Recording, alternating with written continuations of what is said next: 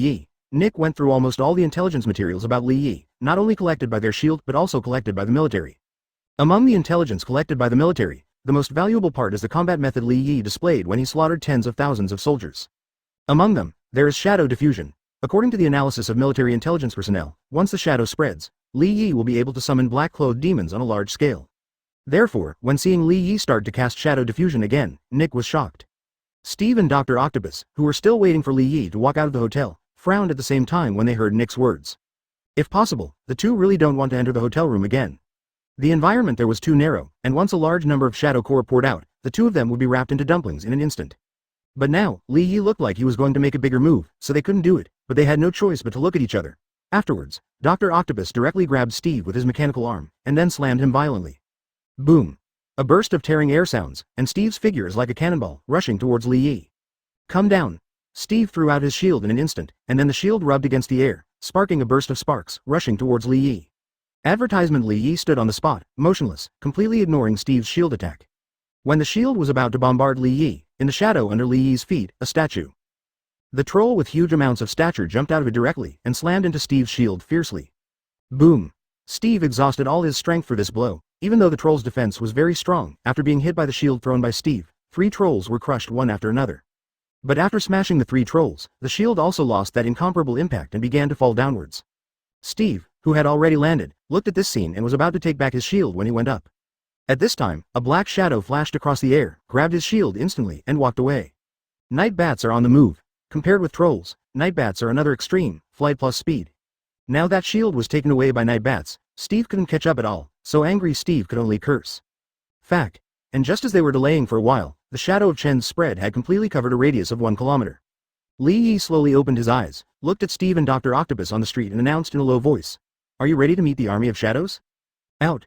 With Li Yi's order, groups of black shadows quickly condensed out of all the shadowy places. Ghosts, night bats, trolls, and the 3 major armies came out together, and came directly to Steve and others. Anti-encirclement. Boom, boom, boom. There was a sound of heavy footsteps, and the 2 intersections of the street were completely blocked by the figures of a large number of trolls. On the sky, countless night bats cover the sky and the sun, covering the sky. On the walls of the high-rise buildings on both sides of the street, a ghost figure emerged, grasping the wall with hands and feet, staring at Steve and Dr. Octopus below with scarlet eyes. Watching this battle, both Dr. Octopus and Steve swallowed nervously and then leaned together. "Hey, buddy, are you confident enough to take on that many demons?" Steve asked. Hearing this, the corners of Dr. Octopus' eyes twitched, and he said speechlessly, "I just have 4 more mechanical claws, not 400 aldehydes. Besides, even if there are 400, do you think there are only 400 black-clothed demons here? Well, it seems that we have only one way left. Any solution? Shout for help, Nick. What are you doing? Don't you let someone do it." Steve growled into the headset, "Not even sir this time." On the other end, Nick listened to Steve's cry for help, and closed his eyes tiredly. He knew that this operation had basically failed so far. Li Yi's strength has completely exceeded the information he has. The key point is that Li Yi is a thug and never leaves the Wolf Hotel. Let him arrange methods, but they're useless. It's hard. Just when he was about to give the order to find the hidden demon hunting team to deliver a big meal for the Shadow Corps, suddenly there was a loud noise from the Wolf Hotel. In the next moment, Nick saw Li Yi standing on the edge of the hole being knocked down by a figure. It's Tony, the same dog like Tony who was chased by night bats before. Circled in midair, crashed into the wall behind the Wolf Hotel, and directly hit Li Yi into the building. As everyone knows, Li Yi, who fell in the air, had a playful look on his face. However, Nick, who watched this scene, was stunned for a while and said ecstatically, "Tony, it's beautiful." Demon Hunting Squad, act for me. Nick's roar rang in everyone's ears. In the next second, a series of crackling sounds continued, and the smell of fire oil filled the entire street. Boom! The flames blazed instantly, and Li Yi summoned many trolls before, but they were instantly engulfed by the flames. Under the burning of the flames, except for the night bats and ghosts, the trolls turned into streaks of black mist and dissipated in place. Soon, the burning flames formed a circle on the street, surrounded Li Yi and Steve, and the flames were still constantly heading towards the central area where they were. And the tall buildings on both sides of the street spread wildly. For a moment, this street completely turned into a sea of flames. Night Bat and Ghost Shadow tried to rush into the flames to rescue Li Yi, but they were blocked by the flames, and they couldn't fly in even from a high altitude. In the sea of fire, Li Yi looked at this scene, the corners of his mouth slightly raised. This group of people really moved their brains. The Black Shadow Core continued to flow, asking how to restrain it. Answer: use the constant attack. In a sense, if the ground is constantly wiped out, the Shadow Core will not be able to resurrect and fight in place. That is, it cannot be revived in situ, that's all. Chapter 58. You are just my plaything, not my person? Understand? Open black lens bracket for more subscriptions. Close black lens bracket. If the flames in front of him can really restrain the Shadow Core completely, then what qualifications does the Shadow Core have to occupy the entire Shadow Kingdom? Ghost Fog. Li Yi shouted in his heart, and in an instant, a burst of black mist filled the air. Under the cover of the ghost mist, the surrounding flames seemed to freeze, turning from fiery red to black and white. As the ghost mist continued to diffuse, it soon, quickly enveloped the entire sea of flames. Seeing this scene, the joy on Nick's face in the temporary headquarters suddenly froze and stiffened. He watched this scene with trembling lips, and indescribable bitterness filled his mouth. He thought he had calculated enough, but in the end he couldn't compare to Li Yi's endless methods. At that moment, he couldn't help but sigh softly, "Let's withdraw." When the words fell, what responded to him was not the answer from the demon hunting team, but a series of screams. Ah! Ah! Ah! Hearing the screams of the crowd, Nick's expression changed, and he subconsciously looked down at the street, only to see that Li Yi's figure had disappeared on the street at some point. Son left behind Lan Kuang's Steve, a black shadow core like a tide with Dr. Octopus. And on the top floor of a certain building, Li Yi Yibian looked at the battle on the street, while playing with the communicator in his hand, put it to his mouth, and said softly, "If you can't beat it, you want to run. Do you think there is such a cheap battle in the world? Something?" Nick listened to the strange voice in the headset, and the image of Li Yi popped up in his mind. "Li Yi. It's me. How about this gift I gave you, are you satisfied?" In the headset, Li Yi's voice continued to sound, mixed with the constant screams of the demon hunting team. Nick couldn't help clenching his fists when he heard it. "They're just following orders. In the words of your flower growers, there is no need to kill them all." Nick tried to communicate with Li Yi, trying to save the members of the hunting team. Although they are not superheroes, and their strength is not as strong as superhero, they are all elite forces of S.H.I.E.L.D. If they can be preserved, Nick will naturally try his best to preserve them. "I'm sorry, but what I like to do the most is to kill them all." In the headset, Li Yi's tone was full of jokes. "You said, how can you let them go? As long as I can do it, the conditions are up to you." Nick is still trying to salvage the situation. Unfortunately, Li Yi has no interest in doing business with him at all. He didn't feel that Nick had anything that could make his heart beat. "Okay, don't waste your efforts, they're just appetizers. Instead of worrying about them, you should worry more about yourself. When they are all dead, it will be your turn next." After speaking, Li Yi on the top of the building dropped the headset casually, allowing the headset to fall from the tall building and completely shattered into pieces. "That guy, where is he hiding?"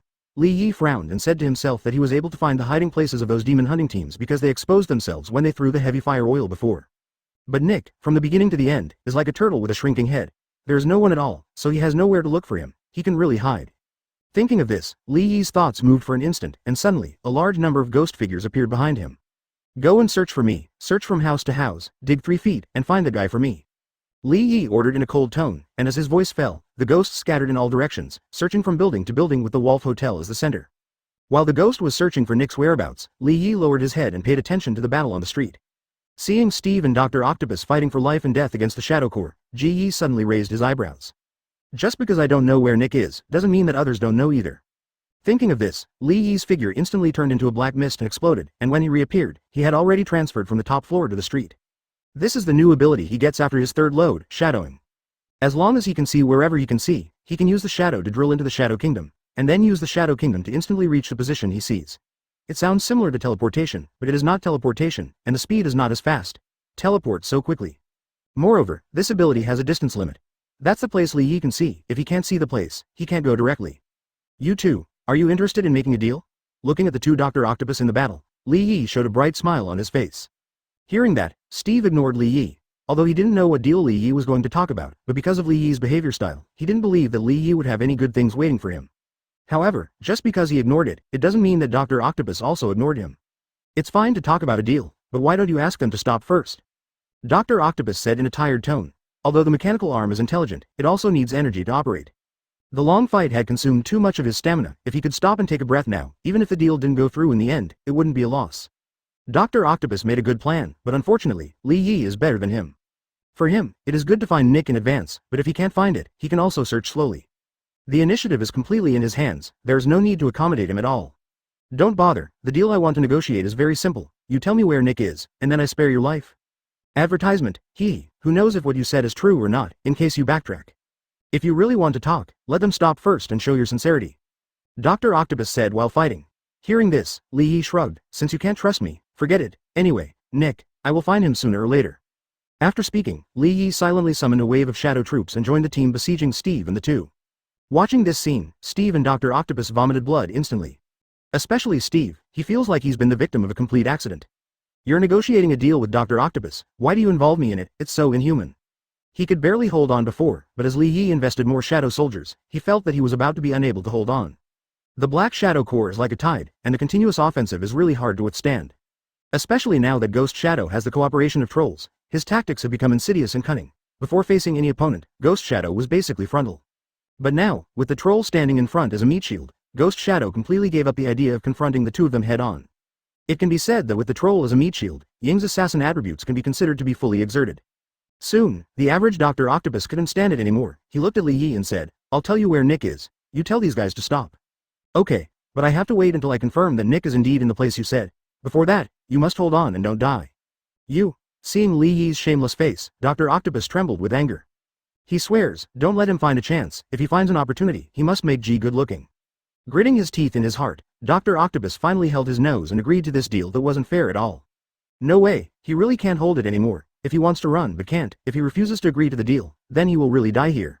Seeing that the two had reached an agreement, Steve on the side suddenly became anxious. He didn't want to see Nick being killed by Li Yi, so he immediately tried to dissuade him. Don't trust him, it's not like you haven't read his information, there is no credibility at all. A man like him is totally unreliable, I know, but I'm about to lose it. Dr. Octopus said something expressionlessly, and as soon as the words came out, Steve got stuck. For a beautiful and sharp person, it is forgiven to do anything in order to survive, such as surrendering on the battlefield. In contrast, providing a bit of Nick's location is nothing at all. Soon, Li Yi got Nick's position from Dr. Octopus, and the corners of Li Yi's mouth rose slightly, revealing a smile. Okay, I see, you hold on, wait for me to come back, I will let you go when I come back. Leaving such a sentence, Li Yi's figure exploded instantly, turning into a black mist and disappearing in place. Headquarters, Nick heard that there was no more sound coming from the headset, so he couldn't help but sat down on the chair. He knew that the demon hunting team he had formed was over and the entire army was wiped out. Once they die, the strength of S.H.I.E.L.D. will drop by at least several layers. After all, if the elite force is easy to cultivate, it will not be called elite. After confirming the death of all the demon hunting team and no survivors, Nick let out a foul breath and said, "Get out." After the words fell, Hawkeye on the side couldn't help but ask, "Then what about the captain and the others? They should be able to escape," Nick said uncertainly. Hearing this, Hawkeye couldn't help but widen his eyes and said in a deep voice, "Should we just abandon them and leave them alone?" What tube? What tube?" Nick growled in a low voice. He is the one who is the most angry here at the moment, how much effort he has spent in order to form this team to capture Li Yi. In the end, Li Yi killed him right away. If he went back to before the mission started, he would definitely give the retreat order without any hesitation. But there is no medicine for regret in the world, and it is too late for him to regret it now. The only thing he can do is to leave here before Li Yi discovers them, and stop the loss in time. As for the captain, he really has no control now. Negotiating conditions, Li Yi refused to accept, and his own combat power was not enough to check and balance Li Yi. What could he do? Hearing Nick's growl and seeing the angry expression on his face, Hawkeye opened his mouth, and finally lowered his head helplessly. He knew that Nick's approach was correct, but he was not reconciled to it. "Okay, get ready," Nick urged, got up and began to pack things. They didn't have many things, so they packed them up quickly. Afterwards, Nick, Hawkeye, and Natasha Romanoff walked towards the door together. But before they reached the door, suddenly, a chuckle came from behind them. "If you let you just leave like this, wouldn't it make people think that I am rather useless?" After the words fell, Nick and the three of them froze at the same time when they heard the voice from behind them, and then they all turned their heads behind them, and suddenly saw Li Yi appearing in the room at some point, sitting on the chair Nick was sitting on before. Superior. Seeing this, the three of Nick opened the door without saying a word, and were about to run away, but when the door opened, seeing the trolls blocking the door tightly, the three of them were desperate. This time, they were completely unable to escape. Advertisement: since you can't run away, then fight. This is Hawkeye's idea. He thinks so, and he does the same. He turned around in an instant, drew out the bow and arrow on his back. Aiming at Li Yi as an arrow. Boom! A violent explosion echoed in the room, and Natasha Romanoff and Nick beside them were so shaken that their eardrums hurt. Hawkeye's arrows are not ordinary bows and arrows, but specially modified ones. Even if it is a tank, he can blow it up with one arrow. If such a bullet hits a human body, the damage it will cause. One can imagine. In an instant, in front of Li Yi, a troll directly blocked Li Yi, covering Li Yi's figure tightly. In the next second, the troll hit the arrow, which turned into black mist and exploded, and the arrow handle also fell to the ground. Jingle bell. Hearing the crisp sound of the arrow shaft beating on the ground, Hawkeye's face twitched involuntarily, and then suppressed the fear in his heart, and continued to draw the bow and shoot the arrow with his teeth clenched. Bang! Bang! Bang! Arrow after arrow, until all the arrows in the arrow basket were empty. After seeing all the arrows blocked by the troll, Hawkeye couldn't help showing the look of misery on his face. He was helpless. Engraved the greatest feeling. He exhausted all means, and Li Yi was sitting less than 3 meters away from him, not hiding at all, but he couldn't hit a single arrow. This kind of despair and powerlessness really makes people collapse. Seeing that Hawkeye gave up, Li Yi immediately adjusted to a comfortable sitting position and said, "Don't continue? Is there any other way? Do you want to struggle again?" After the words fell, the room was silent, and Hawkeye didn't reply. Seeing this, Li Yi nodded knowingly. "Since you've played enough, it's my turn. Drag him down, chop him up." Li Yi's tone was very flat, but what he said made the desperate Hawkeye change color. In the next second, 2 trolls appeared behind Hawkeye, one left and one right pressed into the ground. Hawkeye reacted and wanted to struggle, but even though he tried his best to feed him, he still couldn't help it. Old is hard to break free from the huge amounts of palms of trolls. Seeing that Hawkeye was about to be dragged down and chopped into pieces, Natasha Romanoff at the side finally couldn't help but said, "Stop, please, let him go." "Oh, why should I let him go? Give me a reason. He is my friend." "Then, he's not my friend, so what does he have to do with me?" But am I not already yours?" Natasha Romanoff gritted her teeth and said. Hearing this, Li Yi was taken aback for a moment, and then couldn't help laughing. The laughter echoed throughout the room. After a long time, Li Yi stopped laughing and said, "First of all, you have to figure out one thing. You are just my plaything, not my person. Secondly, you will not, Li Jiao. I think you tricked me before, but I didn't see it," Li Yi said with a playful smile on the corner of his mouth. Hearing this, Natasha Romanoff's expression froze. "Did you see it? I'm not stupid. You just want to exhaust me and then deal with me. Then why are you?" Natasha Romanoff's face turned pale in an instant. "Because of self-confidence, you can't deal with me. How can you not eat the meat that is delivered to your mouth?" Li Yi got up and came to Natasha Romanoff, raised his hand and brushed her cheek lightly, and landed on her swan-like white neck. In an instant, Natasha Romanoff's body trembled slightly. Li Yi bowed his head and whispered in her ear, "You know, when you left the room, I knew very well that if you didn't leave at that time, maybe I could keep you for a while. Unfortunately, you walked out." As soon as the words fell, there was a crisp click, and Natasha Romanoff's neck broke in Li Yi's hands. Hawkeye, who was pressed to the ground, heard the movement behind him. His body froze instantly, and the next second, he roared like crazy. F***K. B*************D. You B***********D. I'm going to kill you. Ah. Noisy. Li Yi frowned, raised his foot and stepped on the back of Hawkeye's head. With huge amounts of force, he smashed his head to the ground hard, smashing his mouth full of teeth. "Drag it on." After doing all this, Li Yi calmly spoke. Hearing this, the troll directly dragged Hawkeye out of the room, and his ending was also fixed, and he chatted with Natasha Romanoff. Hawkeye and Natasha Romanoff were gone. Now Li Yi's eyes finally fell on Nick. "Nick. Fury, you are famous. Hey, it's a pity that we are going to say goodbye forever when we first meet," Li Yi said with a smile, but just as he finished speaking, the Nick Fury in front of him suddenly knelt down on the ground. Li Yi frowned, although he had never seen Nick Fury, but he doesn't believe that S.H.I.E.L.D. director will be such a thing. Who are you? Chapter 59. If you are here today, one counts as one, and everyone will die. Please subscribe. Close black lens bracket. Li Yi frowned and looked at Nick Fury in front of him, his eyes full of suspicion. The dignified boss of S.H.I.E.L.D., Nick, who is called the King of Agents, actually knelt down to him at the moment. How could this happen? If this is not tricky, who would believe it? You know, Nick is not an ordinary agent. He has seen big storms when he was young. I once followed Captain Marvel, went to outer space, and fought with aliens. In terms of personal strength, Nick may not be the opponent of those extraordinary powerhouses, but in terms of insight and courage, he will definitely not be inferior. Even in the face of death, you will choose to die standing, not kneeling to live. I'm not Nick Fury, I'm just his double. Please don't kill me. Fake Nick begged for mercy with a look of fear on his face. No matter how you look at it, it doesn't look like what an agent should look like. Sure enough, this isn't Nick Fury at all. Li Yi narrowed his eyes slightly, and he couldn't help but feel a little anger in his heart. Was he being tricked? This idea just popped up in his mind, but soon, Li Yi realized that something was wrong. The place was surrounded by shadow troops. Even if Nick could fly, it was impossible for Nick to escape in this situation.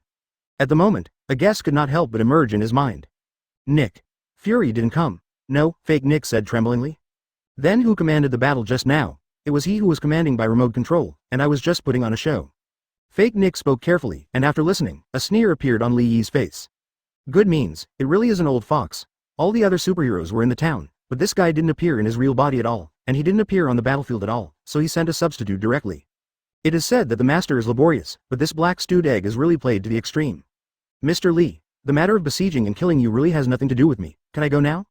Fake Nick said with a look of fear. Upon hearing this, Li Yi looked down at him, and then raised his hand to his head.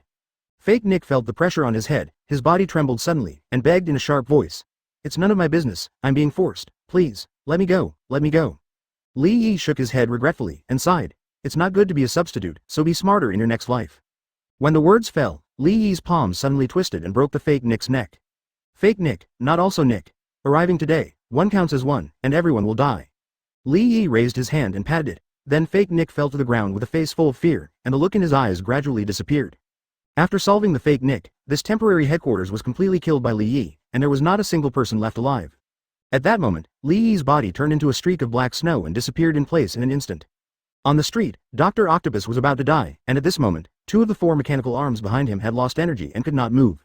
And his body, at this moment, was covered with dense wounds, and his whole body was stained red with blood. With the black shadows coming down from below, Dr. Octopus was so overwhelmed that he seemed to be crushed and beaten. Just when Dr. Octopus felt that he might die at any moment, suddenly, a voice full of surprise sounded from behind him. Oh, you're not dead yet? Hearing Li Yi's voice, Dr. Octopus suddenly looked back, and then the desire to survive burst out in his heart, and his eyes sparkled. You're back, make them stop, Dr. Octopus urgently said. Hearing this, Li Yi shook his head without any hesitation, and said, no. Why? Dr. Octopus shouted loudly. I have already offered you the position of Nick, and I will persist until you come back. Li Yi is now his last hope, but now Li Yi tells him that you still have to die. This short process of hope just sprouting in despair and being extinguished directly made Dr. Octopus feel like he had a few dogs. Although the location you provided is correct, I couldn't find Nick, so, sorry, you still have to die. Li Yi said with a full face of regret, saying that it was really not that he did not abide by the agreement, he really did not find Nick, the real Nick. Hearing this, Dr. Octopus laughed angrily. D. You don't want to let me go at all, do you? Hey, you actually guessed it. I thought you were going to keep pretending to be stupid. Li Yi said with a look of surprise. Listening to his words, Dr. Octopus couldn't help but feel depressed and wanted to vomit blood. Damn D. Don't you even want to pretend now? The last time you came to attack me for no reason, I haven't settled the score with you yet, but this time it's coming again. Why, when I opened a charity hall. Assassination once is not enough, do you want to come again? Originally, I almost forgot about you, but who told you to come to my door? Since you're looking for death, then don't let me be ruthless. Those who want to kill me can only feel at ease if they are killed by me. What? Destroy him for me. People are not people, ghosts are ghosts, just looking at it makes me upset. Advertisement. Li Yi ordered directly, and in an instant the trolls and ghosts began to press wildly. Dr. Octopus had already reached his limit, even if Li Yi didn't come, he wouldn't last long. Now, with Li Yi's order, the Black Shadow Corps stepped up their attack, and Dr. Octopus, who was desperately resisting, was soon restrained. His 4 mechanical arms fell into the hands of 4 trolls at the same time, and many ghosts pierced his body with katana in their hands. For a moment, mouthfuls of blood gushed out of his mouth constantly, as if he didn't want money. At the same time, the 4 trolls were also dragging the mechanical arms on him desperately at the same time. Ah! There was a sharp pain of the body being torn apart, and Dr. Octopus couldn't help roaring. In the end, with a tearing sound, Dr. Octopus was completely torn into 4 pieces by the mechanical arm pulled by the troll. Blood and organs spilled all over the floor. Seeing this disgusting scene, Li Yi also frowned, and then looked at the only remaining beautiful captain, Steve. I have to say that this old guy is really powerful. Compared to Dr. Octopus, Steve's durability is obviously stronger. At least until now, under the continuous oppression of the Shadow Corps, he has not yet reached the brink of complete collapse. If the fight continues like this, he is confident that he can persist for a while longer. However, the premise of everything is that Li Yi cannot interfere. If Li Yi is adding Sombra, or instigating the Sombra Corps, then Steve is likely to be taken away in a quick wave. Thinking of this, Steve's eyes on Li Yi became cautious. But soon, Steve discovered a fact that made him sad. Li Yi didn't seem to like him very much. Because, Li Yi glanced at him, didn't mean to say a word to him, he just waved his hand casually, signaling to the Shadow Corps to settle the battle as soon as possible. It seemed that talking to him was just to save face same. For a moment, Steve didn't know whether he should be happy or angry. In fact, Li Yi naturally didn't have that kind of superficial thinking. The reason why he didn't want to talk to Steve was just to avoid having long nights and dreams. Because, if you observe Steve, you will find that metaphysics has filled his life. He is like the protagonist in a novel with the protagonist's aura. Not only can he turn evil into good luck, but he can even force a 50-50 split with the enemy no matter how powerful an opponent he meets. In short, it is just a sentence: I can't beat you, but don't even try to hit me. Therefore, in the face of such an opponent, it is best not to talk nonsense, just kill him, let him die. Soon, under Li Yi's signal control, more and more shadow core poured out, and the ghost, giant shadow night bats rushed towards Steve fiercely, and Steve's situation seemed more and more dangerous, but the strange thing is that he still persists and can still hold on. Seeing this, Li Yi couldn't help but began to wonder if the protagonist's halo existed in this world. Shall I grab it and cut it open? It's a pity that it's okay to practice ability by myself, but it's not good to study ability. Just when Li Yi couldn't help but wanted to study Steve, suddenly, there was another roar in the sky. Hearing the movement, Li Yi subconsciously turned his head to look, and suddenly saw Tony, who was still playing hide and seek with the night bat. This guy is able to fly, and his mobility is not bad, but he can still persist. But to be honest, Li Yi would not have noticed this guy if Tony himself hadn't popped up suddenly. Hey B asterisk asterisk asterisk asterisk asterisk D, die. In the air, Tony controlled the Mark I and swooped towards Li Yi. All the weapons and equipment on his body were turned on, locked onto Li Yi, and then launched directly. Whoosh whoosh. In an instant, rockets and various high-tech weapons with powerful lethality roared towards Li Yi. Seeing that Li Yi was about to be submerged by various shells, at this moment, a large number of black shadows gathered around Li Yi, and in the next second, a troll appeared around him, surrounding Li Yi. CBCA. Just after the troll built a protective circle, Tony's attack also arrived. Boom. Boom. Boom. Boom. Terrifying explosions sounded one after another, directly drowning Li Yi and the troll. The strong shockwave rushed in all directions, sending the black shadows on the street flying away one after another. Even Steve was ruthlessly sent flying by the invisible shockwave. Fortunately, his shield blocked most of the impact for him. But this is not a bad thing for him, but a good thing. Because, he finally got a chance to breathe. Just as he was taking advantage of this rare opportunity to quickly recover his strength, in the sky, after Tony had submerged Li Yi with shells, he did not continue to attack Li Yi's position, but turned around and rushed towards Steve. Walk. Coming in front of Steve, Tony hugged him, and at the same time whispered something in his ear, and then directly flew him up. Now that the battle has come, I must also know that their actions are a complete failure. If you continue to stay, you are just waiting to die, so the most important thing now is to maintain your vitality. And just when he and Steve wanted to leave the battlefield completely, amidst the exploding fireworks, suddenly, a violent vibration sounded, and a troll rushed out of the sea of flames. Forcefully, Li also opened a way out. Want to run? Have you asked me? Stop them, Li Yi said in a cold tone, and a large number of night bats chased after Li Yi's order. Generally speaking, the speed of Mark I is only a little faster than the speed of night bats. Now that Steve is brought in, the weight is increased, which also causes the speed of Mark X to drop. Advertisement: this increase and decrease directly caused the speed of Mark I to drop by more than 20% compared with before. In an instant, the Mark I, which was able to keep walking the night bats just now, was gradually chased up by the night bats. Steve, who was hugged by Mark, looked at this scene. His face changed slightly, he was very relaxed. Yi figured out their current situation, and at the same time, he also made a decision in his heart. Tony, throw me down, you go first, the two of you are together, the armor bears too much weight, and you can't increase your speed. Steve yelled into the wind that it was better for him to die alone than for Tony to die with him. Hearing his words, Tony didn't have the slightest intention to follow suit. He tilted his head and glanced at the night bats gradually catching up on both sides. Tony immediately said, "JARVIS, turn on the armor backup. Energy, all released, sir, release all the backup energy. The armor may be unbearable and may disintegrate at any time. Are you sure you want to release all the backup energy?" "Sure. Understood, the energy is being released." Whoosh. In an instant, with the release of backup energy, the speed of Mark I soared directly, and the speed became faster and faster, leaving the night bats that were about to catch up completely behind. The night bat chased desperately, but for things like speed, fast is fast, and not fast is not fast. There is no way to squeeze more out like Nagao. In the end, the night bats could only watch the two of Tony completely disappear into the night sky.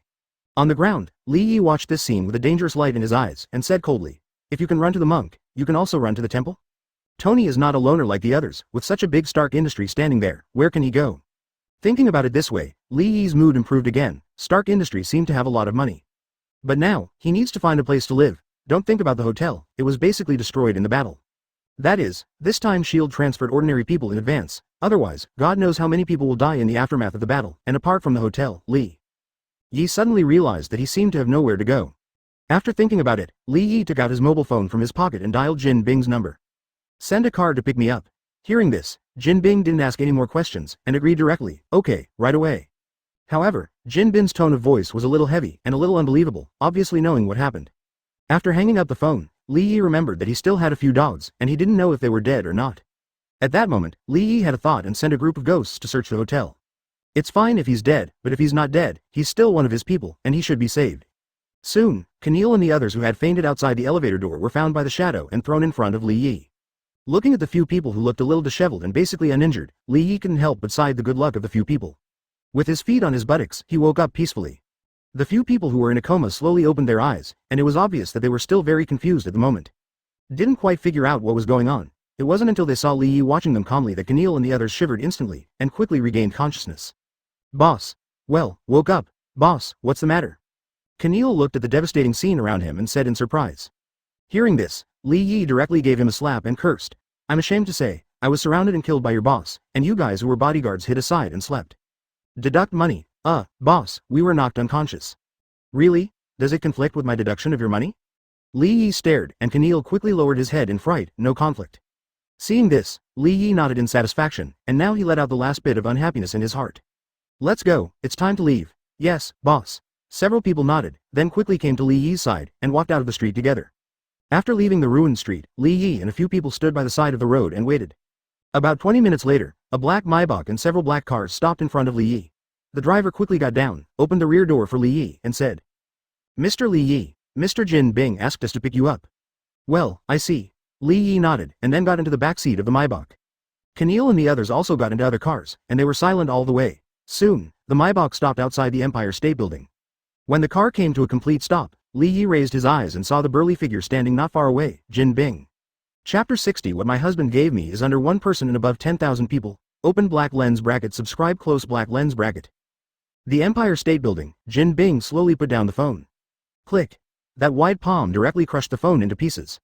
However, Jin was not angry, but excited, and there was a big smile on his face that was hard to see in the usual. In Niu Yu's place, there are few things that he can't know. Not to mention Wolf's previous earth-shattering movement, Jin Bin's power alone is enough to know Li Yi's attack well. Even Jin Bing learned the information in advance and sent someone to remind Li Yi. Definitely, no one dared to call Li Yi who was sleeping, so none of the people he sent could see Li Yi at all. For Li Yi's attack, Jin Bing was looking forward to it. Expecting Li Yi to win, and also expecting Li Yi to die in the attack, it's all looking forward to him. Once Li Yi is dead, he will become the underground king again, no longer subject to Li Yi. And if Li Yi wins, that's great, he will have a thigh that makes the whole beautiful body terrified. With Li Yi, he can do things that he couldn't do before. Therefore, Jin Bing has been silently paying attention to this battle. Jin Bing has had a head-on collision with Li Yi, and he knows how powerful Li Yi is, but he also knows that Meijian has sent out many masters, even some superpowers, so he feels that even if Li Yi wins, it will not be too easy. But when Jin Bing received a call from Li Yi, he knew that Li Yi had won, and it was easy. Because in Li Yi's tone, it can be heard that he has experienced a hard battle. Therefore, Jin Bing immediately threw away the fragments of his mobile phone, and personally took people to meet Li Yi, to meet his grand plan and hegemony. Not long after, Li Yi's motorcade appeared in sight, and Jin immediately went up and walked over. Jin Bin looked at the cars slowly parked in front of him, raised his legs to the rear door of the Maybach, and opened the door for Li Yi himself. Seeing this scene, the faces of the surrounding people all showed expressions. Jin Bing, the king of Niu Yu's underground world, a real overlord, now drives the door for others, who has such a big face. For a moment, everyone's eyes couldn't help but focus on the back seat of the Maybach, with curiosity shining in their eyes. Inside the car, Li Yi was taken aback when he saw Jin Bing open the door for himself, and then subconsciously became vigilant. As the old ancestors said, if you don't have anything to do, you are either R***** or robbery. Jin Bing suddenly showed such enthusiasm that he couldn't help a little suspicion in his heart, whether this guy was trying to trick himself. With such thoughts flashing in his mind, on the face, Li Yi stepped out of the car generously, patted Jin Bing on the shoulder with a smile. Xiao Jin, it's rare that you are so sensible today? Even though it was not the first time he heard this title, Jin Bing couldn't help but twitch his mouth at this moment. Resisting the urge to twist Li Yi's head off, Jin Bing said in a low voice, Sir, let's go up and talk. Why? Okay. Li Yi nodded and walked towards the Empire State Building first. Jin followed closely behind, and then a large group of people followed quickly, surrounding the two of them. As for Keneal and the others, at this moment, they naturally wouldn't join in without knowing what to do. Jin Bin's office on the top floor of the Empire State Building. Li Yi sat on the seat belonging to Jin Bing, put his feet on the desk, looked at Jin Bing who was standing opposite, and said with a smile, Tell me, what's the matter with such a big formation to welcome me? Don't go around in circles with me, talk about things if you have something to say, for the sake of being so sensible today, I will seriously consider what you said. Li Yi said with a serious tone. Jin Bing, who originally planned to test Li Yi's tone, thought about it, and went straight to the point. I want to expand my territory and business, then why are you talking to me? A trace of doubt flashed in Li Yi's eyes. He was not interested in trivial matters at all, nor was he interested in how Jin Bing developed his underground kingdom. Anyway, as long as it can provide convenience for yourself. Jin Bing glanced at Li Yi, and after a while he slowly said, This matter requires your support, sir. My support? Li Yi is really at a loss at this moment. He is alone. How can he support him? Is it possible to support a few shadow soldiers? But with Jin Bing's strength, it seems that he doesn't need it. How do you want me to support you? Unable to figure it out, Li Yi decided not to waste his mind and asked directly. Hearing this, Jin Bing sorted out his thoughts and slowly said, at present, my influence has spread to the entire Malaysian, and I account for almost 40% of Malaysian's underground business. But that's the limit of what I can do. The people above are not allowed to establish a unified underground kingdom. I have also tried to get through the upper-level relationship, but it didn't work. So, I need your support, Mr. G. After finishing speaking, a look of regret and powerlessness flashed across Jin Bing's face. Li Yi couldn't help but roll his eyes. The people at the top of the beautiful top are not fools. A unified underground kingdom wants to establish a second authority. How could it be possible to agree? It would be good if you didn't kill you directly. Thinking of this, Li Yi couldn't help spreading his hands. Does this matter have something to do with me? It doesn't matter that I'm on the upper level of your beautiful tip. Even if there is, they might just sit back and watch a unified underground world be born. Advertisement. Hearing this, a flash of excitement flashed across Jin Bin's eyes, but he quickly suppressed it.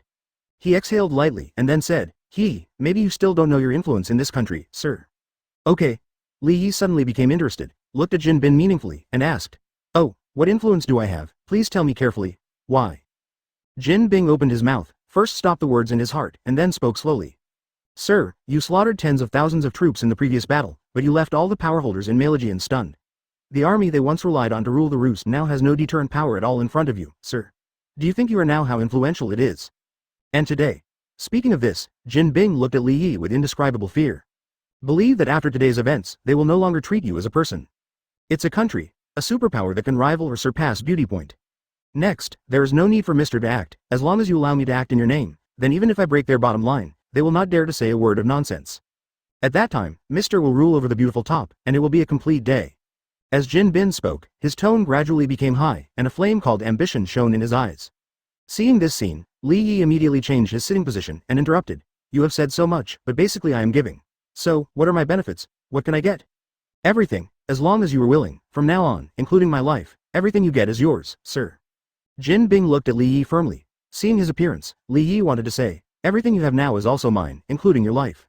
But think about it, it seems that this is indeed all that Jin Bin can give, and he has nothing if he asks for more. What about you? You spend so much effort, you don't want anything. What I want, the doctor has given me. Oh, what? Under one person, above 10,000 people. Jin Bing said this sentence in Chinese, and the tone is very standard. It can be seen that Jin Bing also has some research on the culture of flower growers. If you think about it, as a strategist, if you want to learn about rights, it is impossible to get around the 5,000-year-old country of flower growers. Compared with Meijian's short history, florists' research on rights has reached a peak in a long time. Okay, you convinced me. It seems interesting to control the beautiful tip. After speaking, Li Yi laughed too. Although he doesn't know how long he can live, he can imagine that his life will become extremely long. In such a long period of time, it is really time to find something for yourself to do. For example, first set a small goal and plan a country. Maybe looking back in the future, Li Yi will find it boring, but at least for now, he is very interested. Definitely, let's talk about it. He doesn't have the patience to really ask him to do things, so Jin Bing is the one who really does things. As for him, he can just help out when needed, and the rest is naturally to sit back and enjoy the benefits. Need me to support you with some ghosts? Li Yi asked. Hearing this, Jin Bin's eyes lit up, and he bowed slightly. If it's possible, then thank you, sir. It's a small matter. Come here, kneel down, Li Yi said in a relaxed tone, and as his words fell, Jin didn't hesitate at all, and came directly to Li Yi's side, and knelt down in front of Ji Yi. Looking at Jin Bing, who was still a head taller than himself after kneeling down, Li Yi couldn't help coughing lightly, then put his feet up and stood up from the seat, and raised his hand to land on Jin Bing's shiny bald head. Superior. Immediately, Jin Bin felt as if his head had exploded, and an indescribable pain flooded into his mind. Humph. With a muffled groan, Jin Bing's huge body couldn't help trembling crazily. He doesn't know what Li Yi is doing, but he knows that this is an opportunity for him, an opportunity to reach the top of the world. This opportunity may only be once he misses it, he may never have it again in his life opportunity. Therefore, even though he felt that his head was about to explode, he still clenched his teeth and persisted, his body frozen in place as if rooted. 1 minute, 2 minutes, just when Jin Bin felt as if he had passed through a century, and his consciousness had gradually begun to blur, Li Yi suddenly withdrew the hand that was on top of his head, and the voice rang in his ears. All right. Hearing this, Jin Bing recovered from his confusion. At this moment, Li Yi looked at his masterpiece and nodded in satisfaction. On Jin Bing's originally shiny bald head, there was now a huge amounts of devil tattoo. That's right, that demon tattoo that can summon the Shadow Core. As the master of the Shadow Core, Li Yi can naturally make such devil tattoos, which can be said to belong to his brand. Asking for flowers. As long as someone gets a tattoo, he can get a part of the right to summon ghosts. But also, from now on, the person who gets the devil tattoo will become Li Yi's servant completely, and Li Yi can make him live or die with one thought. This feeling is similar to the inheritance of Blood Clan, where the high ranks always suppress the low ranks. It's just that the suppression of the Shadow Kingdom is even more perverted, and there is no day to turn around. Advertisement: even if you die, your soul will perish in the Kingdom of Shadows, fighting for the ruler of the Shadows. This makes Li Yi. I couldn't help but suspect that the 9 armies in the Kingdom of Shadows didn't come from the same way. He served for the Master of the Shadows during his lifetime, and after his death he turned into an immortal Black Shadow Core to fight for the Master. This feeling, that is really great, Li Yi likes it. While Li Yi was admiring his masterpiece, Jin Bing also felt the change in himself at this moment. He didn't see the demon tattoo on his head, but he felt a portal full of darkness. In his perception, this portal is connected to a terrifying place, and he can summon life from darkness from it to help him fight. Realizing this, Jin Bin immediately tried it out, and with a thought in his mind, a cloud of black mist began to gather around him in an instant, and soon, a ghost figure walked out of the darkness. Staring at Jin Bin with scarlet eyes. When Jin Bin opened his eyes and saw the surrounding situation, his heart couldn't help but jump slightly. Sir, didn't you see my summoned creature? You can also summon it in the future, don't be happy. Li Yi said with a smile on the corner of his mouth. Hearing this, Jin Bing nodded subconsciously, but then he hesitated and said, that's good, but why do I feel that they look at me as if they are looking at me? Same, oh, ahem. Well, because you belong to our own people now, the way they look at their own people is naturally the same as looking at their own kind. Li Yi flickered with a guilty conscience, but at the same time couldn't help but fantasize that if Jin Bing died in the future, would he be transformed into the shadow of that core? Troll? The body is suitable, but the strength is not enough. Ghost? Then his figure is estimated to be able to cut up and make a few more? Li Yi was distracted in his mind, his eyes were still staring at Jin Bing, and Jin Bing was horrified. He felt that Li Yi seemed to be thinking of something terrible at the moment, and it is related to him, but he has no evidence. Fortunately, Li Yi quickly came back to his senses, and the inexplicable look in his eyes disappeared.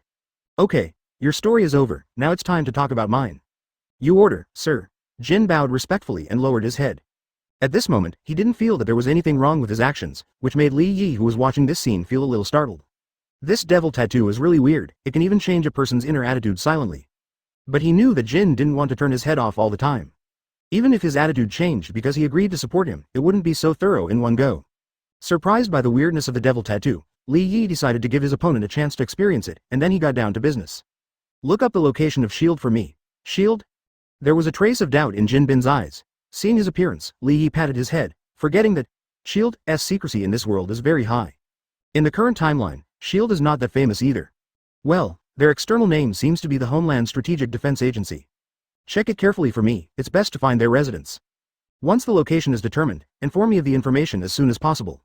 After finishing speaking, a cold light flashed in Li Yi's eyes. It's not his style to just take a beating and not fight back. If it wasn't for not knowing where Shield is located, Li Yi would have called the door a long time ago. Definitely, speaking of it, Meilejian is the real mastermind behind the scenes, and Li Yi can also directly slaughter their top management. However, Li Yi didn't do it after thinking about it, because there is still an ancient one on the earth. For this, Li Yi is a little afraid, not for anything else, just because this guy can do magic. In the original book, the curse of monsters and ghosts leaving quickly almost runs through the appearance of the Shadow Core. And what Dad said, only magic can beat magic, although I don't know if Ancient One's magic can work on the Shadow Core like Dad. At least for now, Li Yi doesn't want to try this possibility. As for the massacre of a country's high-level officials, Li is sure that it will definitely attract Yi's attention. Li Yi doesn't know what will happen in the future, it is impossible for him to take the initiative to tease Ancient One now, to make himself unhappy. Understood, I will let people investigate. However, this organization is not well known and I am afraid it is deeply hidden. It may take a while to find their residence. It's okay, I'm short of everything, but I don't lack time. Li Yi waved his hand, not caring about the length of time. It is not too late for a gentleman to take revenge for 10 years. He is not a gentleman, but as long as he has hatred against him, he can remember it for a lifetime. Chapter 61. Since he won't come, force him out. Stark Industries, open black lens bracket, subscribe close black lens bracket. Stark Industries, it's noon at the moment. In the towering and weird building, the employees just had their lunch break, and a large number of employees of Stark Industry walked towards the gate in 2s and 3s. At this moment, a convoy came from the end of the street and finally stopped at the door of the Stark building. Looking at the stopped convoy, many people cast curious glances, thinking that some high-level executive from the company had arrived. But soon, the black car behind the Maybach opened, and Keneal and the others got out of the car. In addition to them, there are a large number of strong men in black suits, including Keneal and others, the second team. Many bodyguards quickly got out of the car and came to the sides of the Maybach, while Keneal stood at the rear door, bent down and opened the door. The next moment, Li Yi in a black suit got out of the car. Seeing Li Yi's appearance, many Stark employees around who stopped to watch showed doubts on their faces. It seems that there are no Asians in the top management of the company. Could it be that people from the eastern countries came to investigate and study? Stark Industries' business is spread all over the world, so it is naturally worth learning, and people from many countries will come to visit within a year. However, the main business of Stark Industries is weapons, which make war profits. Under the influence of certain aspects, companies in the East are generally refused to visit, and that country does not buy the weapons they manufacture. Before these Stark employees figured out Li Yi's identity, at this moment Li Yi was already walking towards the gate of Stark Industry, as if this building belonged to him, and he was going home. Keneal led the crowd to follow quickly, clustered behind Li Yi, and performed his protection duties in a decent manner. For a moment, wherever Li Yi passed by, everyone retreated subconsciously. Regardless of Li Yi's identity, just such a demeanor must be something they can't afford to provoke. At the gate of Stark Industry, two strong and tall security guards looked at the approaching Li Yi and his party, with a hint of doubt on their faces. They haven't been notified. What big shot is coming today? Thinking suspiciously in his heart, when he saw Li Yi and his party approaching, two security personnel immediately stepped forward, trying to stop Li Yi. But before they got close, Keneal and others took the first step and moved directly. Among the crowd behind Li Yi, two people were directly separated, and they met the two security guards expressionlessly, ignoring the security guard's warning not to approach, move the tail directly forward. The people behind Li Yi are all golden and carefully selected bodyguards. Although Li Yi didn't need it, after Li Yi completely became his master, he naturally had to consider Li Yi's safety. When he went out in the morning and saw so many people, Li Yi was taken aback for a moment, but since it was arranged by Jin Bing, he just accepted it. After all, he couldn't let Xiao Jin's good intentions go unnoticed. Although these bodyguards are useless in the face of major events, they are still very handy when dealing with trivial matters. For example, now, Li Yi's bodyguards subdued the two security guards at the gate of Stark's Industry with 2 or 3 strikes. Both of them were not at the same level. One is guarding the gate, and the other is the elite bodyguards who follow Big Shot. These guys follow Jin Bing, not to mention seeing blood every day, which is the same. Although they are all security guards, there is a qualitative difference between the two. Gap. Ignoring the two security guards who were brought down by Stark Industry, Li Yi walked straight into the gate of Stark Industry without stopping. Entering the gate, the front desk of Stark Industry appeared in front of Li Yi.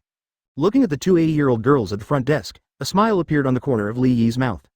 Speaking of Tony, they are quite similar in some aspects, such as Playboy jeans. Li Yi snapped his fingers and asked with a smile, "Where's Tony?"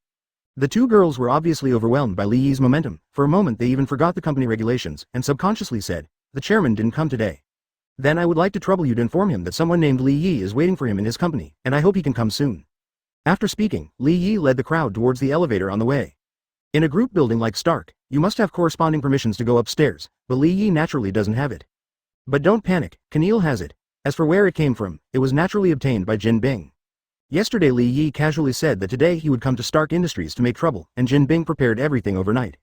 Swipe the card, close the door, and the elevator goes directly to the top floor of Stark Industry. After the figures of Li Yi and his party completely disappeared on the first floor, the two girls at the front desk finally came to their senses and quickly called Posy. In Stark Industry, only Posy could contact Tony. As for the others, sorry, Tony doesn't know that well. And when Paz received the call and knew that Li Yi was looking for Tony, he immediately thought that it was because he asked Li Yi to come to Tony to trouble him. Unfortunately, when this idea only stayed in my mind for a moment, it was thrown out by Paz. That heartless scumbag won't come to her. She knew that she didn't have such a high status in Li Yi's heart, but why did Li Yi come to Stark Industries all of a sudden? With a hint of doubt in his heart, Paz quickly contacted Tony. Although I don't know what Li Yi came to Stark Industry to find Tony, but my intuition tells her that maybe nothing good will happen. Just right, you can call Tony first and ask if something happened between them. At the moment, Tony is in S.H.I.E.L.D. worrying about his scrapped armor. Last night, at the last moment, in order to save himself and the beautiful Captain Steven, he had to activate the backup energy source. Although the Mark armor did not explode directly, it was completely scrapped afterwards, and it really became a pile of rotten iron. Originally, he wanted to go back to his company to find some materials, and then go back to re-research and create a new set. Advertisement. I have to say that Tony's brain is strong, there is no problem with that at all. After going through a life and death battle, Tony has a lot of new ideas to integrate into his Mark armor.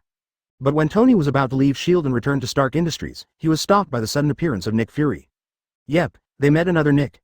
Tony and Steve were both stunned at the time, and it was incredible to see Nick goodbye. Because Steve had already told him on the way that Dr. Octopus had betrayed Nick and that Nick might die. Now the dead people came back to life suddenly, they almost thought that Nick had cracked the secret of Li Yi's ability. Under the questioning of the two, Nick had no choice but to tell the news about the clone. This made the two of them wonder whether the Nick in front of them might also be a copy. Regarding this question, Nick neither admitted nor denied, and the last two did not continue to ask. Nick can be said to be the person who knows Li Yi best now.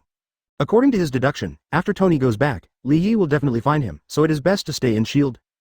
Before changing it, Tony must have directly refused. How could he, Tony, hide like a mouse? It's absolutely impossible. But now, Tony thinks what Nick said is very reasonable. In the end, Tony can only stay in S.H.I.E.L.D. to study new armors. Fortunately, S.H.I.E.L.D. can also provide him with the materials and equipment he wants.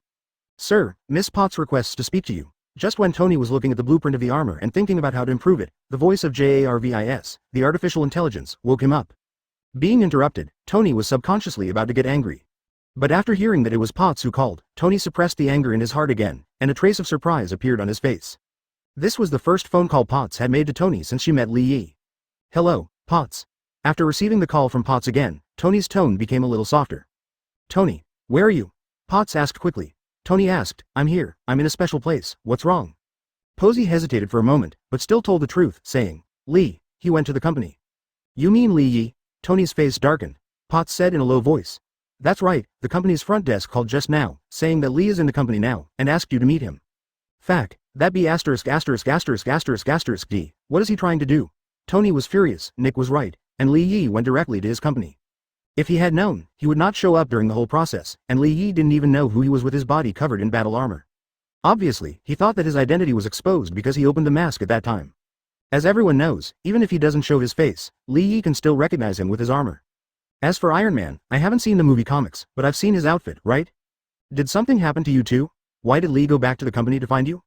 There is indeed something wrong, but it doesn't matter, I will solve it, that's it, I'll hang up first. After speaking, Tony hung up the phone directly, turned around and walked out of the laboratory, heading for Nick's office. Before coming to the office, Tony pushed the door open without knocking.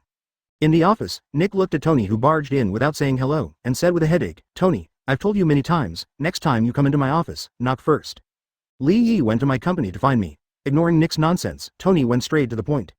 Hearing that it was related to Lei Yi, Nick's expression became serious. Sure enough, that guy has a strong desire for revenge, he must want to deal with you. I know, what I want to ask now is, what should we do? Tony rolled his eyes and said. After the words fell, Nick was at a loss for words, what to do, what can they do now? All the forces assembled before were almost wiped out by Lei Yi, now only Tony and Steve are left, what else can we do? To be honest, Nick was worried that his place would be found out and Lei Yi would call on him. Well, for the time being, we don't have anything to do. I think we should hide for now, and we will solve him completely after we find a way to deal with him. F*K. Is this your way? Tony is a bit hard to accept. At first Nick pulled him into the pirate ship, but now he looks like he can't help it.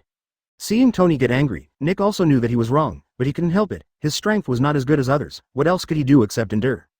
Definitely, he also knew that Tony was in a fit of anger, so he said in a very tactful tone. Tony, don't worry, he's just enjoying himself for a while. Wait until we find a way to deal with him. Advertisement he must be made to pay the price, but before that, he must be patient. Who? I don't know if Nick's consolation had any effect, but Tony actually regained his composure after taking a few deep breaths. I can really bear it, but what about my company? If that guy tries to destroy my company, will I have to endure it? Probably not, although Lei Yi is lawless, but it's not really unreasonable at all, it should not implicate the innocent. Nick said unconfidently, betting that his opponent would be reasonable, which is as outrageous as a florist's football winning the world championship. But now, besides saying this, Nick doesn't know what to say. Hearing this, Tony couldn't help but a trace of disappointment flashed in his eyes, but he didn't say anything more. He also knew that they really had nothing to do with GE now. JARVIS, bring up the screen in my office. Suddenly, Tony opened his mouth to speak, and when he finished speaking, a burst of electronic synthesis sounded in Nick's office. Okay, sir. Hearing this movement, Nick's face couldn't help but change slightly.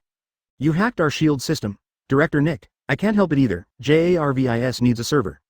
Tony smiled, with a smug flash across his face, asking you to tell me that there is no way, Seeing the smug smile on his face, Nick's face turned dark. But he was originally black, and he couldn't tell. Okay, don't worry about these details, let's see what that guy plans to do in my company. Tony put his arm around Nick's shoulders and sat down on the couch. In the next second, a projected screen landed on the wall of Nick's office, showing the situation in Tony's office.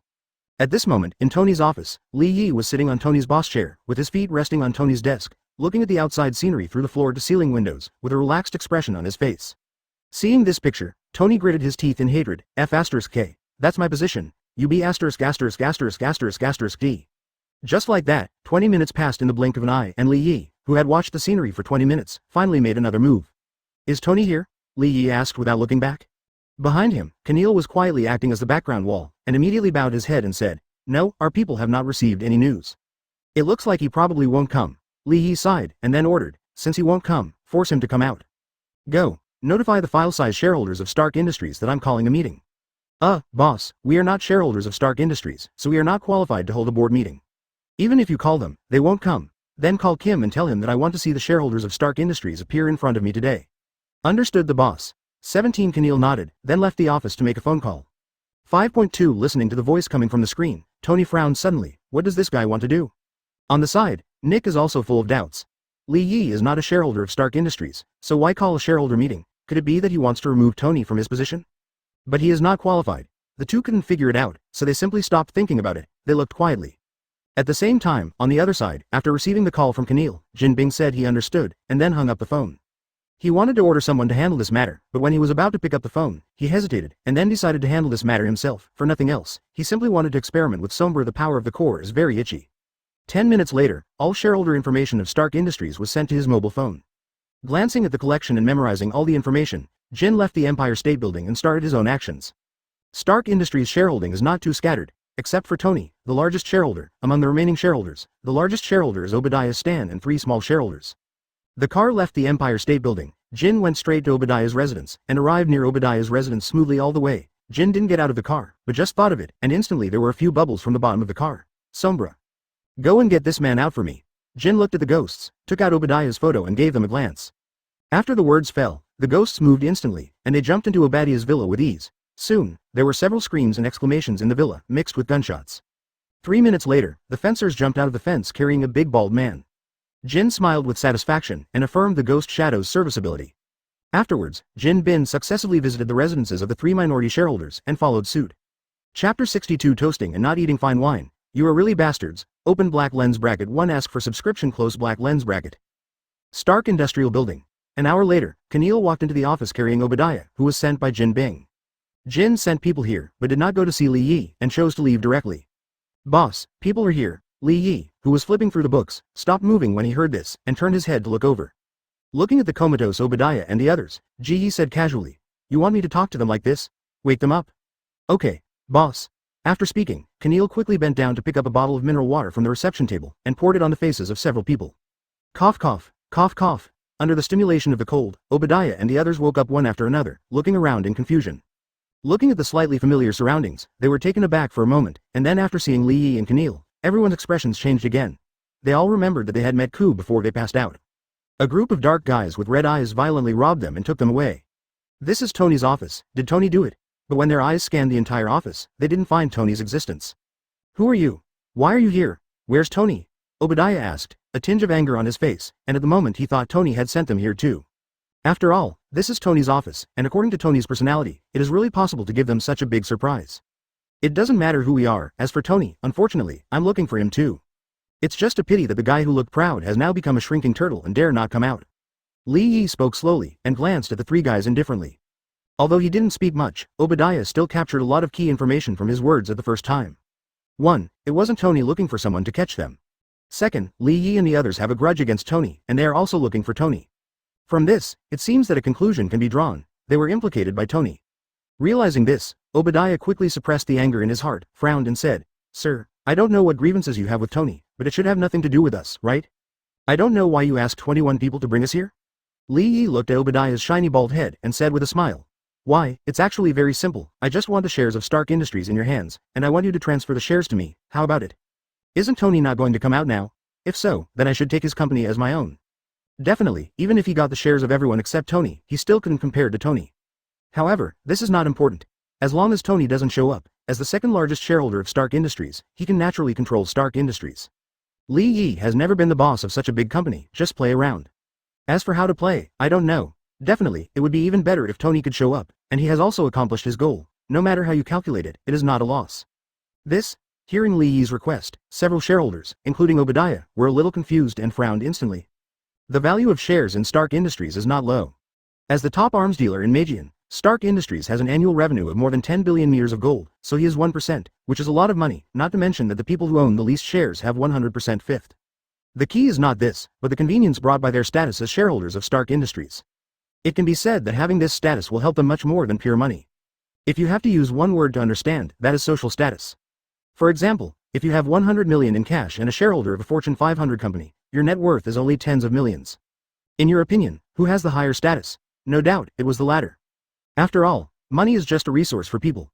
And converting resources into influence is social status, which is their biggest pursuit for the rich. Therefore, Li Yi wants their shares as soon as he comes up. To be honest, few people are unwilling. If it were any other time, they would scold each other for wishful thinking without any hesitation. However, they were not fools. Li Yi spent so much effort to bring them here, and made it clear that there was no room for negotiation on this matter.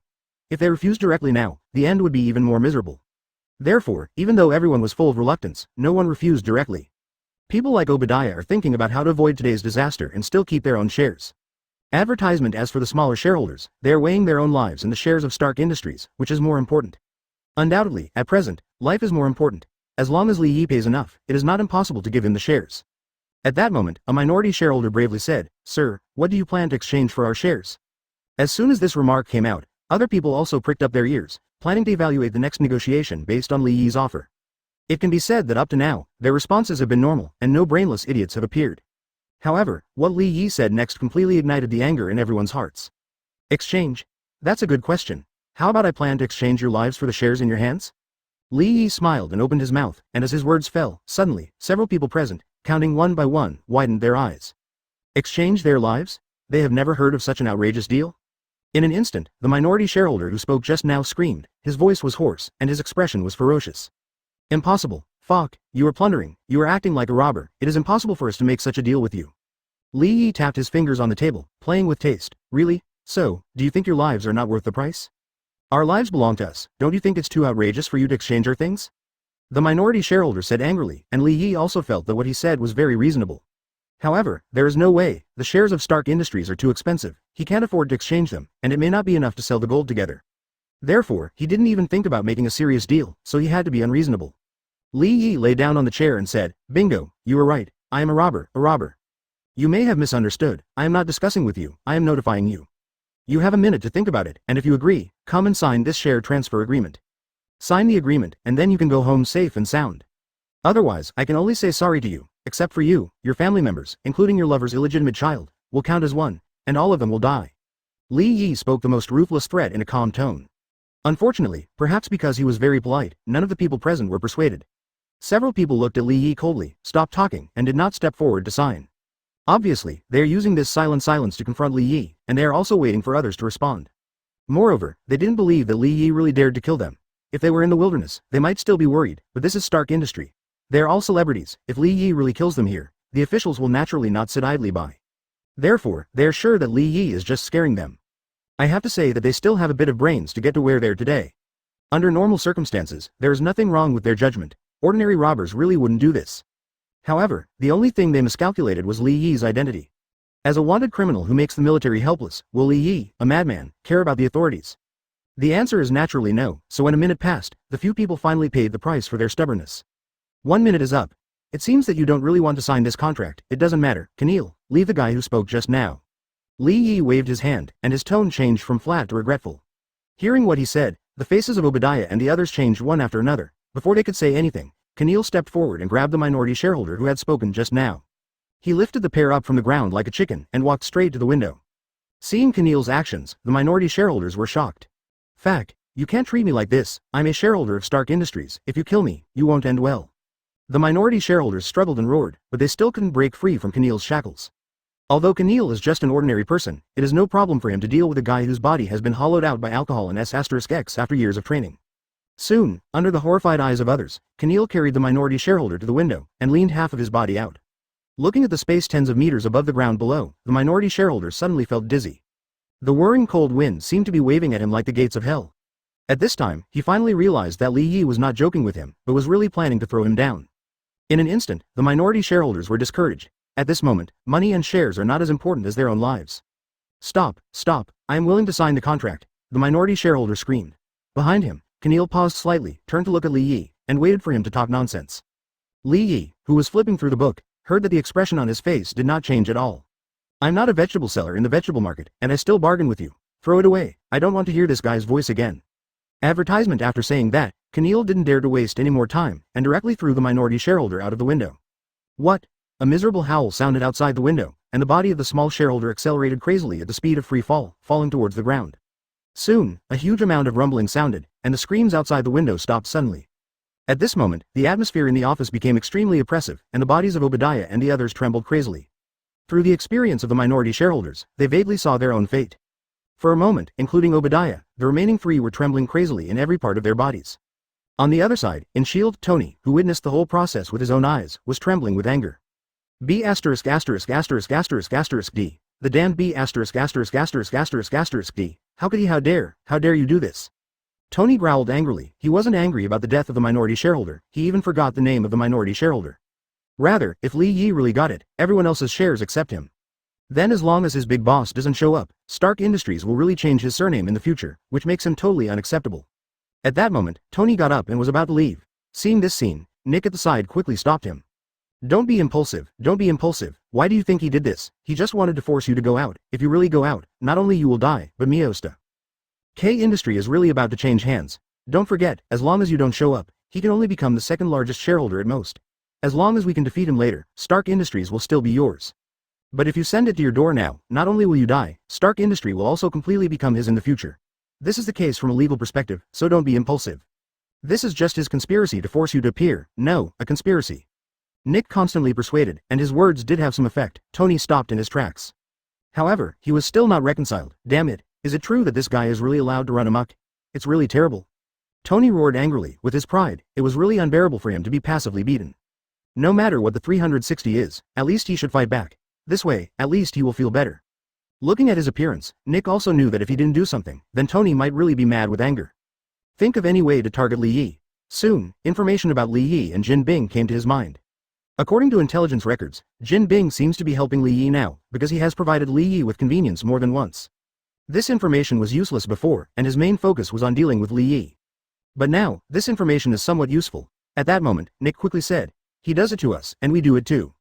Jin Bing, you've heard it, that guy should have taken refuge in Li Yi now. I'll call the higher-ups right now and ask them to send someone to sweep up Jin Bing's influence and give you some relief. After speaking, Nick didn't have hesitation, quickly took out the phone, dialed the upper-level number and explained his request. In the case of dealing with Li Yi, the support of the current beauty and elite can be described as huge. So, after Nick finished speaking, the upper-level people agreed to his request without any hesitation at all. Soon, the phone was hung up. Nick looked at Tony and said, okay, just wait, soon Li Yi will pay the price for this matter. Calm down, don't be impulsive. Call. It has to be said that Nick's actions really dissipated a lot of the anger in Tony's heart, and he regained his calm now. Okay, you keep watching, I won't watch, I'm going to study my combat use. After finishing speaking, Tony turned around and left. Anyway, looking at it, he can't do anything except make himself angry, so it's better to hurry up and develop a new armor, and then get revenge early. Just like that, Tony left, and this time, Nick didn't stop him. Instead, after watching Tony leave, he turned around and sat on the sofa, continuing to watch the projection on the wall. To be honest, Nick's understanding of Li Yi basically comes from the information collected by the people below, and he has no serious contact with Li Yi. Right now, although it is just a projection, being able to experience Li Yi's daily lifestyle at close range, on the contrary, allows him to have a more accurate judgment on Li Yi's character. While Nick was seriously analyzing Li Yi, at this moment, in the screen, Li Yi looked at Obadiah and the others who were scrambling to sign the contract, and couldn't help laughing. You really don't want to drink a toast.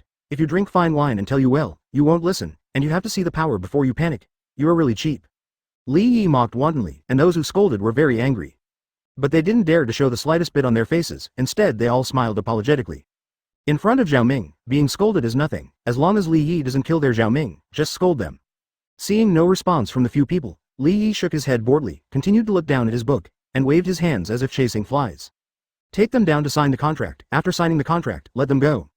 Understood, boss. Chapter 63. The girl date is in chaos. Stark Industries has changed hands. Li Yi is not happy. Open black lens bracket, subscribe close black lens bracket. Okay, boss, Keneal nodded, and then left the office with Obadiah and the others. Soon, the office was quiet again, except for the sound of Li Yi constantly flipping through the books. Just now, the General Bureau of Niuyue Public Security Bureau issued an order from the upper echelon to attack all the forces of Jin Bing. After getting the news, the director of Niuyue General Bureau, Chi Meyer, couldn't help showing a look of surprise on his face. Looking at the phone that had not been hung up in his hand, Mir said in a doubtful tone, Sir, are you really going to attack Jin Bing's forces? You should know that that guy's forces are too involved. If we attack in an all-round way, then I'm afraid there will be a lot of riots. Don't doubt, just obey orders. On the phone, the high-level voice rang coldly, and immediately hung up the phone. Listening to the beeping sound from the phone, Mir put down the phone with some headaches, looking quite helpless. As the saying goes, a sentence above, a broken leg below. The above said to attack Jin Bing's forces. It is simple to say, it is just an order, but in practice, it is very difficult. Even if one is not handled properly, it will cause social riots and lead to many adverse effects. There is no way. The business of Jin Bing, the leader of the underground world, is too extensive and affects too many people. Among other things, Jin Bing's gang members have as many as hundreds of thousands of official members, and hundreds of thousands of peripheral members. With so many people, all relying on Jin Bin for food, it's cool to attack Jin Bin's forces now, but what will these people do afterwards? They also want to eat and live. Whether they are doing the right way or the black way, if these people can eat, then it is not a big problem, but if their jobs are smashed and they cannot eat, then hundreds of thousands of people will be in turmoil. Who can take this responsibility? If someone with a heart fanned the wind and lighted the fire again, maybe the whole girl date would become chaotic and all kinds of things would explode. As soon as he thought about the terrible consequences, Mir felt a huge amount of pressure hit him directly. After all, as long as these things break out, the Public Security Bureau will be the first to bear the brunt. Damn it. Which B**************** D said he wanted to attack Jin Bing's forces. B*************** D. What the hell is going to make trouble for me? As this brain squeezed into the idiot thing. And Mir was sitting in the office cursing, but this was an order from the higher ups, and he had to execute it, immediately. Otherwise, before the consequences he expected happen, I'm afraid I will have to retire early. Shaking his head, he didn't think about it anymore, and Mir immediately called a meeting of all the division chiefs to convey the order. And the directors of the various divisions quickly passed the order to sell to the people below. Soon, a dignified atmosphere began to permeate all the security bureaus in Niuyue, and the matinee was about to come. And just as the Niuyue Public Security Bureau was preparing and deploying various action plans, at the moment in the office of the chief superintendent of Niuyue, an upper-level video conference was also being held, all of which were a group of controllers standing at the pinnacle of power. During the meeting, someone raised the same concerns as Chi Meyer. After listening, the chief superintendent explained, I understand your concerns, but now, it is no longer a question of whether we should take action against Jin, but the Jin does not how terrifying it will be after joining forces with that guy. I think you all know more or less about that guy's information. A lawless guy with an almost unsolvable ability is united with an ambitious guy. You don't really think that Jin Bing will keep his own place, right? Since Jin Bin's power reached its peak, he has been trying to expand further, but because of my strong suppression, he has stabilized until now. But recently, I've discovered that the tentacles of the power have begun to spread again. I suppressed it several times and warned him. Not only did he not retract his tentacles like before, but he is gradually getting worse. Li Yi, a lawless guy, is enough for us to have a headache. If this lawless guy, plus a king who controls the underground world of the United States, what terrible consequences do you think will happen? I can hardly imagine. This is definitely not something we can bear. I believe you can also imagine that scene. So, this time, even if Nick doesn't ask for it, I'm ready to make a move. I absolutely can't let Jin Bing's power continue to expand. We'd better take this opportunity to destroy Jin Bing's power in one fell swoop. Otherwise, if we really let him continue to grow, we may really be ruled by that lawless guy in the future. I think you don't want to see this scene either. This is our country, how can such a thing be allowed to happen? The chief superintendent's words spread through the video conference to the ears of many high-level officials. For a while, all the high-level officials fell into deep thought. Thinking about the terrible consequences depicted by the chief police officer in an instant, everyone no longer opposed this action. As for the possible turmoil in Niuyue, they have completely ignored it at the moment. In the face of the turmoil that may endanger the entire beautiful tip, it is not unacceptable that it is just a turmoil. Even if Niuyue is the economic center of the world. Anyway, even if there are really big problems that lead to economic recession, the whole world will pay for them. This is the confidence of a superpower. Besides, in their eyes, do things like human life have the fragrance of power? Is it charming like Mijin? The country where money is paramount, this is not just talk. Advertisement. Since this is the case, let's take action. When you need support, say hello. Our military is always ready to provide support. A military chief said, and the chief superintendent nodded his thanks when he heard the words, and then the meeting came to a hasty conclusion. The consideration of the upper level is completely irrelevant to the people of the lower level at the moment. Soon, under the orders of their respective commanders, Niu asked all the security officers of the various sub-bureaus to dispatch, and began various forces to suppress Jin Bing, encroaching on and encircling Jin Bing from all directions. And the sight. At this moment, in the Empire State Building, Jin Bing naturally also received the news. Even when Chi Meyer received the call, he had already received the news.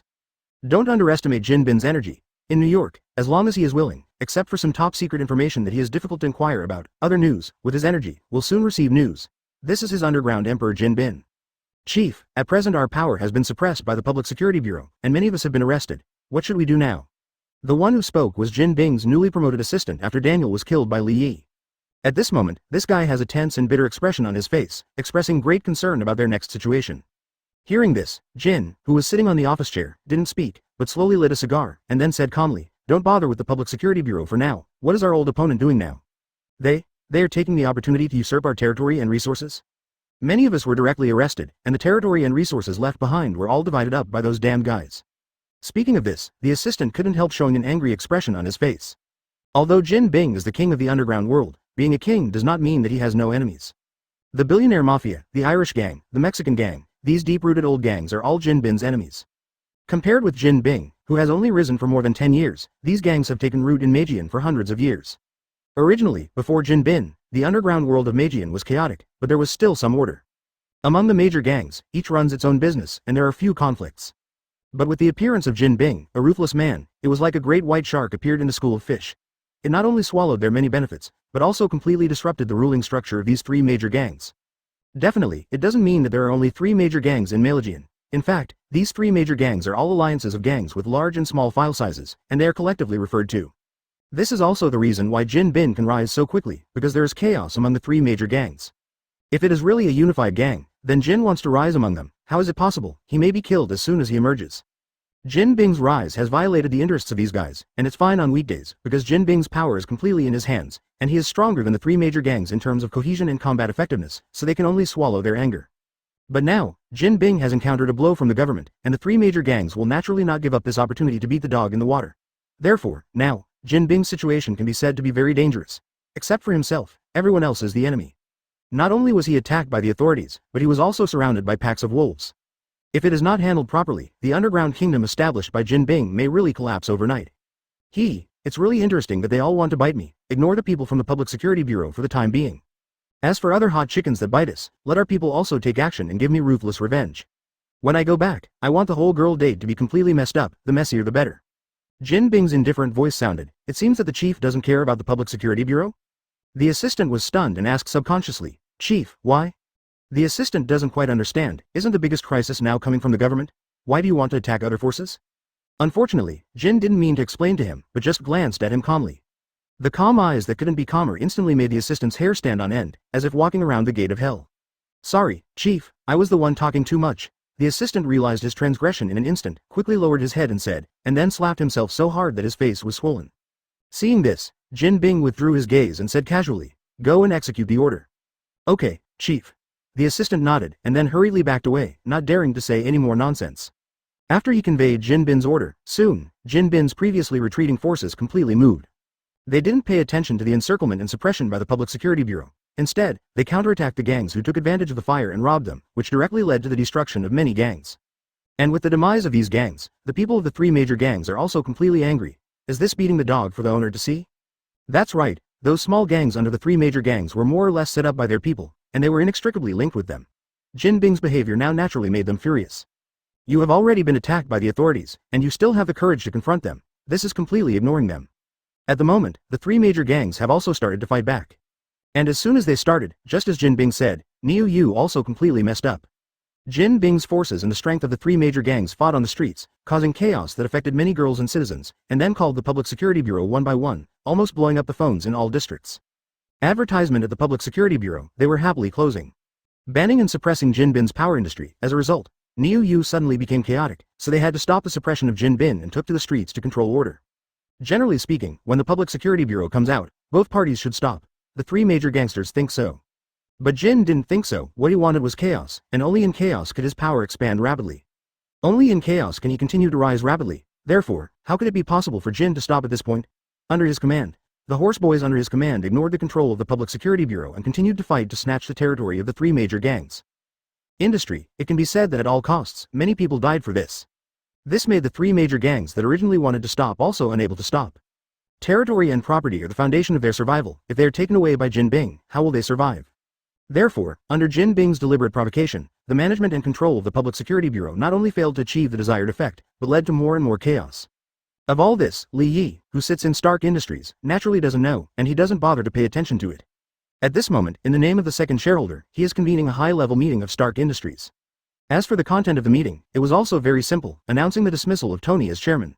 Although he has now become the second largest shareholder of Stark Industries, such a resolution is definitely not in compliance. Therefore, after Li Yi announced the news, the top management of Stark Industry instantly boiled over, and there were countless opponents. Tony, this guy can't see him once a month, but he is a boss they're familiar with, and some of Tony's inventions can also make the weapons of Stark Industries sell well. Cell and Li Yi, they have never met. However, after Li Yi squeezed the head of an executive into a watermelon, all the opposition came to an abrupt end. Looking at Yukyu's silent meeting room, Li Yi's calm eyes swept over everyone's faces slowly. I asked you to come to inform you of this matter, not to let you make a decision. You just need to know that Tony will no longer be the chairman of Stark Industries. As for other things, you don't need to pay attention to them. After speaking, Li Yi got up and walked out of the conference room to communicate with these guys, which made him very unhappy. It's not pity for the weak, these guys are really idiots. The little gold, obtained, is not bad. no wonder they can become underground kings, these idiots can only work for others. But when he walked to the door, he paused, turned his head to look at everyone, and said impatiently, "By the way, there is something I forgot to mention. From now on, I will be the employee of Stark Industry.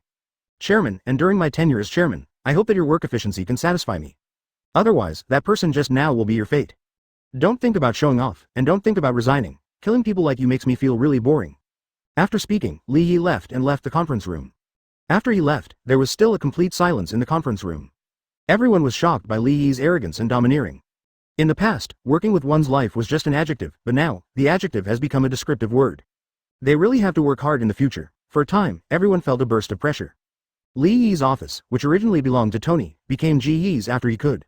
Not long after he returned to the office, the door of the office was pushed open, and Paz walked in angrily.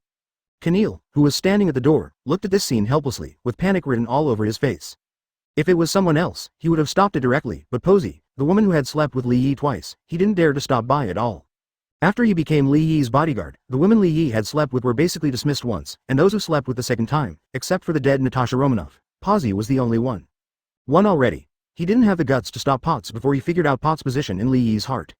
"Boss, I..."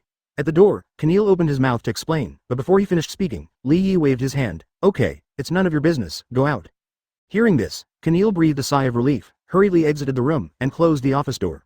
As the office door was closed, Li Yi looked at the angry Posey and asked with a smile, "Why are you here?" Chapter 64. My heart has already been taken away, Destroyer Hulk is born. Please subscribe, close black lens bracket. Li Yi's voice echoed in the office, and when the words fell, Posey, who could no longer suppress the anger in his heart, immediately asked in a questioning tone. "Stark Industry belongs to Tony. Why do you want to take over Tony's company?" Hearing this, Li Yi's eyes suddenly lowered, and they fell on the book in his hand, and then said in an emotionless tone, "So, you came to me just to seek justice for Tony?" "That's right," Potts said angrily. Then I would like to ask, in what capacity are you helping him seek justice?" Speaking of this, Li Yi looked up at Posey, and asked meaningfully, "Lover? Assistant? Or the identity of the Stark Industry executive? Is there any difference?" Paz asked with a frown, puzzled. "Definitely different, because that determines whether you can walk out of this office alive." Li Yi chuckled, but what she said made Paz feel very cold, like a knife cutting her heart. "Are you going to kill me?" Paz looked at Li Yi in disbelief. She knew that Li Yi was not a good person. After all, Posey knew that Li Yi was a wanted criminal long ago, but she had a physical relationship with her, and he wanted to kill herself, which made her completely unbelievable. "Why, is it a surprise? It's not that you don't know who I am. Saints are not my family." Li Yi closed the book in his hands, raised his eyebrows, and played with his taste. "Looking at you like this, you don't really think that I'm reluctant to kill you just because you slept with me? It depends on you. Will it make me unhappy, understand?"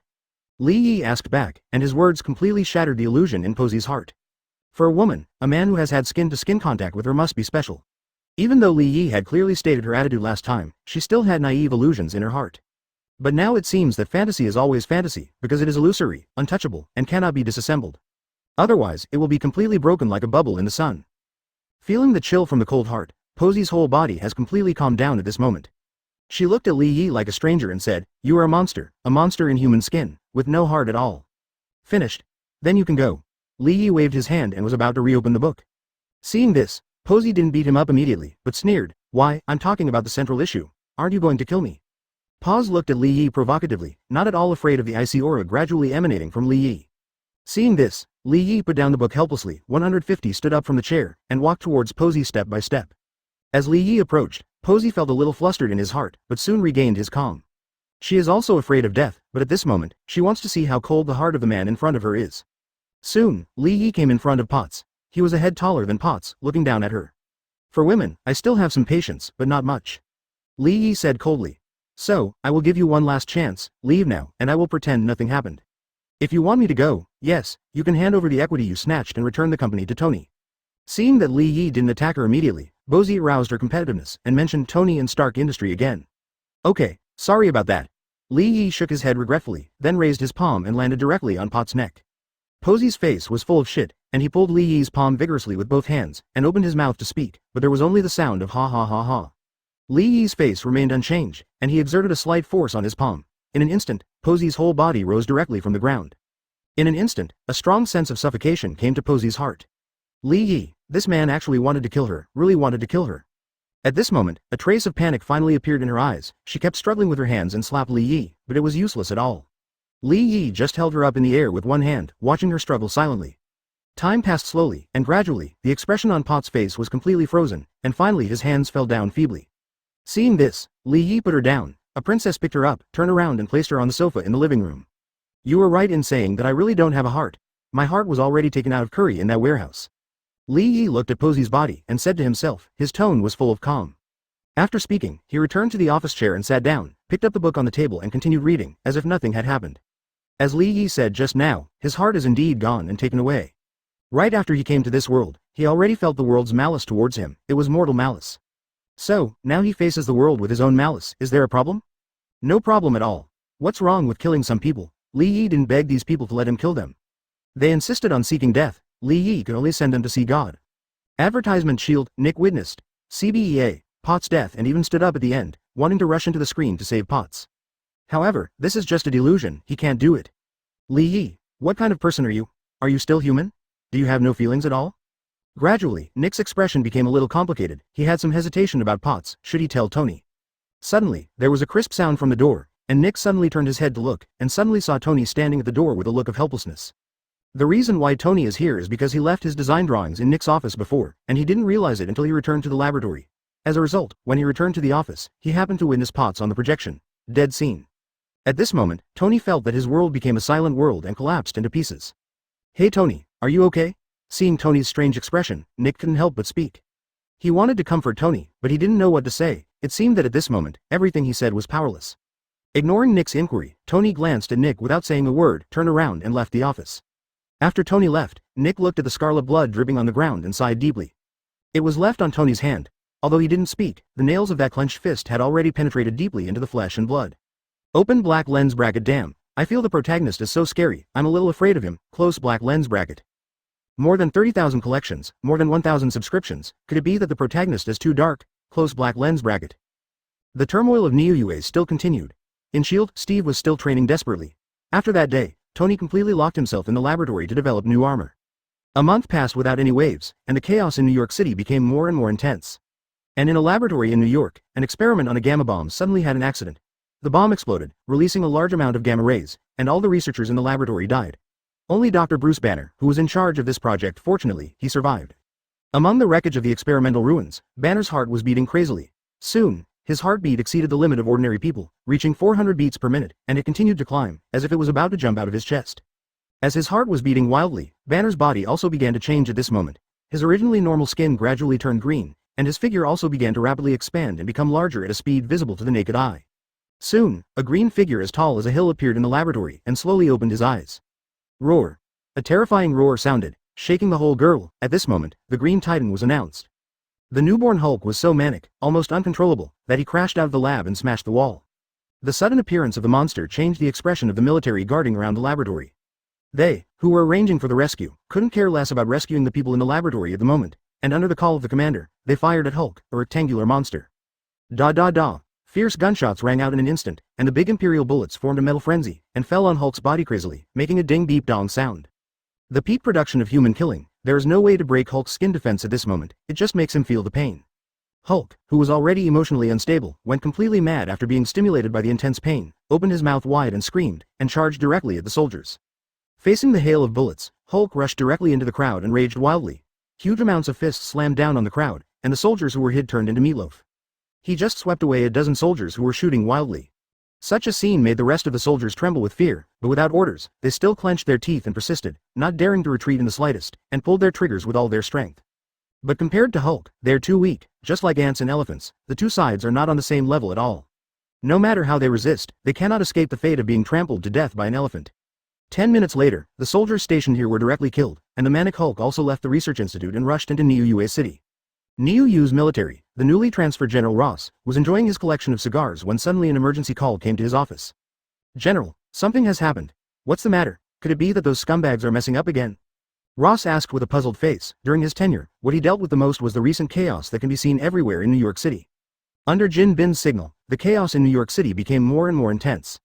Many times, the Public Security Bureau was almost powerless to suppress it, and had to ask the military to step in. Therefore, most of the emergency calls General Ross received recently were about this type of situation, No, General, there's something wrong with our lab at Neo. There's a huge amount of green monster that broke out of our lab and is wreaking havoc in New York City, killing a lot of people. Huh? What's going on? Hearing this, General Ross's expression changed instantly, and he immediately put down the cigar in his hand. Helping to suppress the city's law and order is naturally more important than running out of monsters in one's own laboratory. Because, the former is to help, and the latter is their own responsibility. For a moment, General Ross's tone became much more serious, and his expression was extremely serious. Listening to General Ross's questioning, the subordinate on the other end of the phone, without saying a word, immediately gave a general account of what happened. Advertisement. After listening, General Ross did not dare to hesitate and decisively ordered. Ling said, "Send out the armored troops, bring me back that monster, it doesn't matter if it's alive or dead, don't let it go." "Understood, General." The guy on the other end of the phone responded, then hung up the phone and acted immediately. 20 minutes later, the armored forces entered Niuyo and headed towards the city where Hulk was located. In fact, it is very easy to find Hulk. He is not as rational as Li Yi. Instead, he is like Erha who has lost his mind. Wherever he goes, he makes a lot of noise. It never even occurred to me to hide it. No need to take the initiative to search. Listening to the noise, Fang's armored forces found the Hulk who was demolishing the house. Seeing the almost destroyed streets and countless innocent passers-by killed and injured on the road, the military commander couldn't help being angry. "Fire, fire, kill that monster for me." It was said that the armored troops opened fire without saying a word, and all kinds of bullets and rockets poured towards Hulk as if they didn't want money. Hulk, who had gradually calmed down after venting his anger, was suddenly attacked again, and this time the military's encirclement and suppression was even stronger, which instantly made him lose his mind. Wisdom and anger values are directly off the charts. Roar. Roar. Hulk kept roaring, then grabbed the car on the ground with one hand, and threw it directly at the soldiers. Boom. The car fell into the armored troops, and immediately, many soldiers were smashed to death, and the armored vehicles were smashed to pieces on the spot. Hearing the wailing of his subordinates, the commander became even angrier. Hit me hard, and kill this damn monster." Hearing the commander's roar, the soldiers did not dare to hesitate, suppressed the fear in their hearts, and continued the bombardment. The violent shelling shook Niuyo, and on the adjacent street where the two sides were fighting, a convoy was slowly passing by. Hearing the rumble coming from the side, Li Yi showed surprise on his face. "What's going on nearby? Why did the military fire in the city?" Hearing this, James, who was driving the vehicle, also looked confused. "I don't know, boss, it should be a military exercise." James guessed. Upon hearing this, Li Yi couldn't help but roll his eyes. The military is acting, and this statement can also deceive ordinary people. When encircling and suppressing itself before, the military never announced it was a drill. However, Li Yi didn't think too much about it. What the military does has nothing to do with him, as long as he doesn't make trouble for himself. But just when Li Yi felt that this matter had nothing to do with him, suddenly, a rocket hit from the street next door, so that it could not die and directly aimed at the car Li Yi was riding in. Car falls. Boom. The sudden explosion stunned everyone on both sides of the road. They looked at the Maybach that was blown to pieces, their eyes full of surprise. As for the two black cars guarding the Maybach. In the red car, Keneal and others looked at the exploding Maybach, and their expressions changed suddenly. F***K. Damn it, save people. Keneal shouted loudly. Upon hearing this, two black cars stopped quickly, and a large number of bodyguards in black rushed out of the car, but seeing the raging sea of flames, many bodyguards showed signs of anger on their faces. He looked helpless. In this situation, the people in the car are probably all dead. Is there a need for rescue? Everyone was hesitation, but Keneal took out the car fire extinguisher immediately and started to put out the fire. Unfortunately, the fire was too fierce, and the vehicle-mounted fire extinguisher was not powerful enough to put out the fire at all. Seeing this, Keneal couldn't help but also froze in place, not knowing what to do. After all, they didn't expect that the disaster would come from the sky when people were sitting in the car. It was outrageous. Just when everyone was at a loss, beside the road, in an alley, Li Yi's figure slowly gathered, and then he appeared in the alley with a gloomy face. Li Yi is very wronged. Under normal circumstances, he could dodge the rocket, but he didn't expect that the rocket would fall, and the car blocked his view, which eventually caused him to. It was directly blown into pieces. As for James who was driving, don't think about it, he's already dead and can't die anymore. Walking out of the alley and coming to the street, Li Yi looked at Keneal's group who were stunned around the car, and said in a gloomy tone, "Keneal." The intruding shout woke Keneal up. He listened to the sound and looked around, and immediately saw Li Yi who was standing in front of him. "Boss. You're fine." Keneal was stunned. After following Li Yi for so long, he really didn't know that Li Yi had the ability of immortality. Just now he felt sad that he couldn't save Ji Yi in time. His heart was full of surprises, but Keneal's speed was not dissatisfied at all, and he quickly ran towards Li Yi.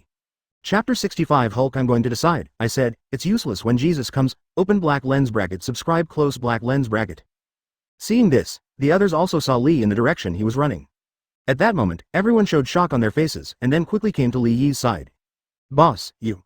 Looking at Li Yi, Keneal looked excited and just wanted to say something. But before he could finish speaking, Li Yi interrupted him with a gloomy face and waved his hand. "Go to the opposite side and see what's going on." "Okay, boss. Just wait a moment, I'll be back soon." After speaking, Keneal didn't call anyone else, and ran to another street by himself. At this moment, another street has long been blocked by the Public Security Bureau, and all citizens are forbidden to approach, But listening to the sound of guns and the constant roar of terror, there are still some citizens who are not afraid of death, looking down the street. There were even some reporters who wanted to sneak in to take pictures, which put a lot of pressure on the cordon of the Public Security Bureau. It can be seen that watching the excitement is not exclusive to flower growers. There is no shortage of spectator troops in any country, and it is the same everywhere. Keneal mixed in the crowd, glanced at the blockade, then found a corner with the fewest security guards and walked over there openly. Seeing him approaching, the security officer immediately stopped and said, "Stop, there is a military exercise ahead, no approaching, back up." Hearing this, Keneal didn't panic at all, and took out an ID from his pocket, waved it in front of the security officer and said coldly, "FBI, get out of the way." Seeing Keneal's cold and confident face, although he didn't see the ID clearly, the security officer immediately said, "Sir." "Well, what's going on inside?" Keneal put back the unknown ID in his pocket and asked directly as his boss. Hearing this, the security officer glanced around, confirmed that no one was paying attention, and immediately whispered, "Sir, the military is still fighting that green monster, and I don't know the specifics of the battle, but the situation of the military doesn't seem to be very good. That green monster, too strong." When talking about the green monster, there was deep fear in the eyes of the security officer. Obviously he had seen Hulk with his own eyes. "Well, is there anything else?" Keneal frowned, although he was curious about what the green monster was, but he didn't show it. The security guard shook his head. After he withdrew, he knew such little information. "Okay, thank you for your hard work, continue to be vigilant." After finishing speaking, Keneal did not stop, turned around quickly and left, and quickly returned to Li Yi's side. Li Yi looked up at Keneal and asked, "Did you find out?" "I found it. It seems that there is a green monster over there, fighting with the military." Keneal said with some uncertainty, "However, the military seems to be invincible, and I don't know what that green monster is." Hearing this, a light flashed in Li Yi's eyes. Keneal didn't know what the green monster was, but the image of a big green man immediately appeared in Li Yi's mind. Green monster? Is it a green titan? Although Li Yi is not very sure, but there is a great possibility. After all, there are not many green monsters in the Marvel world, and the most eye-catching one is the Hulk who wears pants every time he transforms. At the moment, I became interested, and the other said, "You are waiting for me here, let me see." After speaking, Li Yi's figure exploded suddenly, turning into a puff of black mist and disappearing on the spot. Seeing this scene, the surrounding bodyguards were shocked and stunned. To be honest, Keneal was also taken aback, but compared to others, he accepted ability a bit stronger. After all, he knew that Li Yi was special, so he quickly recovered his composure, and warned others, "Don't worry about it. Keep your mouth shut, otherwise, you will know what will happen." The other people looked shocked, but they quickly came to their senses and immediately hid this matter in their hearts. On the other side, on the street where the military was fighting Hulk, Li Yi's figure suddenly appeared, looking forward to the area of the green monster. Unexpectedly, as soon as he appeared, he saw a classic scene. The furious Hulk was dragging the muzzle of the tank and slamming it violently at the army. Faced with this blow, the military personnel subconsciously hesitated for a moment, whether to fire or not. After all, there are their own people in this tank. The result was this slight hesitation, which caused the flying tank to smash heavily into the crowd and roll over several times, causing a large number of casualties to the military in an instant, without giving them a chance to regret it. The military personnel, who were not opponents at all, completely lost their suppression of Hulk with the reduction of personnel again. Then Hulk jumped directly into the crowd, making friends every day. In less than a few minutes, all the remaining military personnel were hammered into meatloaf. Seeing Hulk's terrifying physical fitness, Li Yi couldn't help showing a trace of surprise on his face. Whether it's strength or defense, Hulk is ridiculously strong. Moreover, Li Yi also knows one thing, that is, the Hulk in front of him is not yet at his peak, because his strength depends on his anger. The angrier the Hulk, the fiercer it is, advertisement. As long as Hulk is not knocked down in an instant, then his anger has almost no upper limit. Suddenly, Li Yi was stunned for a moment, and then a fiery look appeared on his face. Can I use Hulk's blood to strengthen myself? In the movie, Hulk's blood creates abominations. In theory, his blood has the ability to strengthen the human body. It's just that the side effects seem a bit big, and it will turn into an ugly monster. However, Li Yi is not afraid. If there are side effects, he will commit suicide and keep the positive strengthening effect, that's right. The only thing that makes him unsure is whether the idea will succeed. Li Yi thought about it in his mind, but soon, he gave up. Does success matter to him? It doesn't matter at all. Anyway, he is immortal, no matter whether he succeeds or not, just try it, because he can't commit suicide. Thinking of this, Li Yi's eyes on Hulk also became hot. Hulk, he's leaving, he said it doesn't matter that Jesus came. And just when Li Yi was staring at Hulk with greedy eyes, Hulk, who had dealt with the army, suddenly turned his head to look in Li Yi's direction. For all people with keen perception, as long as you stare at him for a long time, he can feel your gaze. And Hulk, apparently, doesn't have a bad perception. What's more, Li Yi's eyes are so naked, almost wanting to swallow him in one gulp, without hiding it at all. Precisely because he sensed the malice in Li Yi's eyes, Hulk then set aside the military chariot and threw it aside. After that, his huge figure moved instantly, and rushed towards Li Yi's direction suddenly, and let out a burst of noise from his mouth. There was a roar. Boom. Boom. Boom. The mountain was shaken for a while. Hulk's figure is doomed that he will make huge amounts of movement even if he moves lightly, not to mention that he has no intention of restraining himself at the moment, and the movement is natural. Bigger. Seeing Hulk pounce on him, Li Yi couldn't help showing an excited smile on his face. Just in time. Li Yi didn't panic at all, and said calmly, "Come out, troll." Under Li Yi's call, trolls with equally huge bodies came out of the shadows very quickly. 100, 1,000, 10,000, and soon, tall and strong giant holes began to appear densely on the entire street. After summoning the troll, Li Yi really wanted to see whether it was Hulk or his own troll. In the past, he had no chance to experiment, but now, he could finally know the result. "Come on, F***K him." Li Yi waved his hand to give an order, and in an instant, tens of thousands of trolls galloped together, and a momentum that seemed 1,000 times more terrifying than before sounded. Not only are the trolls huge, they are not much smaller than Hulk, and there are more of them. When they move together, even if they just step forward, they also cause a world-shattering momentum. The ground vibration is also obviously abnormal. Soon, under Li Yi's expectant gaze, the figures of Hulk and the troll finally collided. Boom. Boom. Boom. Hulk raised his fists and smashed at the troll crazily. The trolls were not to be outdone. They raised their fists and smashed at Hulk. The two sides did not dodge at all, abandoned all bells and whistles, and completely returned to the most primitive battle, punching to the flesh. Under the bombardment of the troll, Hulk's body, which was as unshakable as a hill, was beaten crazily at the moment. After all, there are too many trolls. As mighty as Hulk is, there's only one, and trolls are enough to overwhelm him. And the troll, also under Hulk's bombardment, was constantly shattered. Obviously, in terms of physical defense, the trolls are still a bit weak, or in other words, the defense power of the Black Shadow Corps is generally mediocre. But in terms of strength, the troll was even on par with Hulk at the moment. Li Yi clearly saw that after a troll and Hulk punched each other, the troll's body was shattered, and Hulk's body retreated. Obviously, in terms of strength, the two were temporarily at the same level, but the troll's body couldn't bear it. Such power, and the Hulk could bear it. As for why it is temporary, it is naturally because Hulk is a wall hanger. The biggest wall hanging in Marvel, apart from the 50-50 attribute of Captain Beautiful Point, is Hulk. As long as you are angry enough, your strength will increase crazily. And is the Hulk angry right now? Very angry. His emotions have gone out of control, and now he is being hammered by a group of trolls. How can Hulk bear it? For a moment, a wave of rage surged in his heart, and then Li Yi looked at the troll who was able to fight Hulk. The strength went from being evenly matched at the beginning, to gradually losing the wind, and finally, completely defeated by Hulk. Crushed. Seeing this scene, Li Yi shook his head helplessly. Hanging on the wall, it would be impossible to play happily. "Oh, I'm also hanging on the wall, that's fine." After confirming that the troll is no longer Hulk's opponent, Li Yi also put away his playful intentions, and then he saw a thought in his mind, and in an instant, a shadow centered on him, crazily spread out in all directions. Advertisement as the shadows enveloped the entire street, the originally tragic ruins instantly became eerie, like bursts of hell. In the next second, a large number of ghosts, night bats, and more trolls stepped out of the shadows, occupying the entire street in an instant. After descending into the world, ghosts, night bats, and the newly appeared giants rushed directly to Hulk, who was raging among the trolls, without any hesitation. Ask for flowers. The ghost attack, the night bat air attack, and the troll face-to-face confrontation, the three have a clear division of labor, and they continue to charge Hulk. It's true that Hulk is strong, but under the joint suppression of the three major corps, he also felt a little bit of difficulty. This is like a great white shark in the ocean surrounded by countless piranhas. Relying on its huge amounts of stature and strength, the great white shark frantically charged among the piranhas, trying to disperse the piranhas.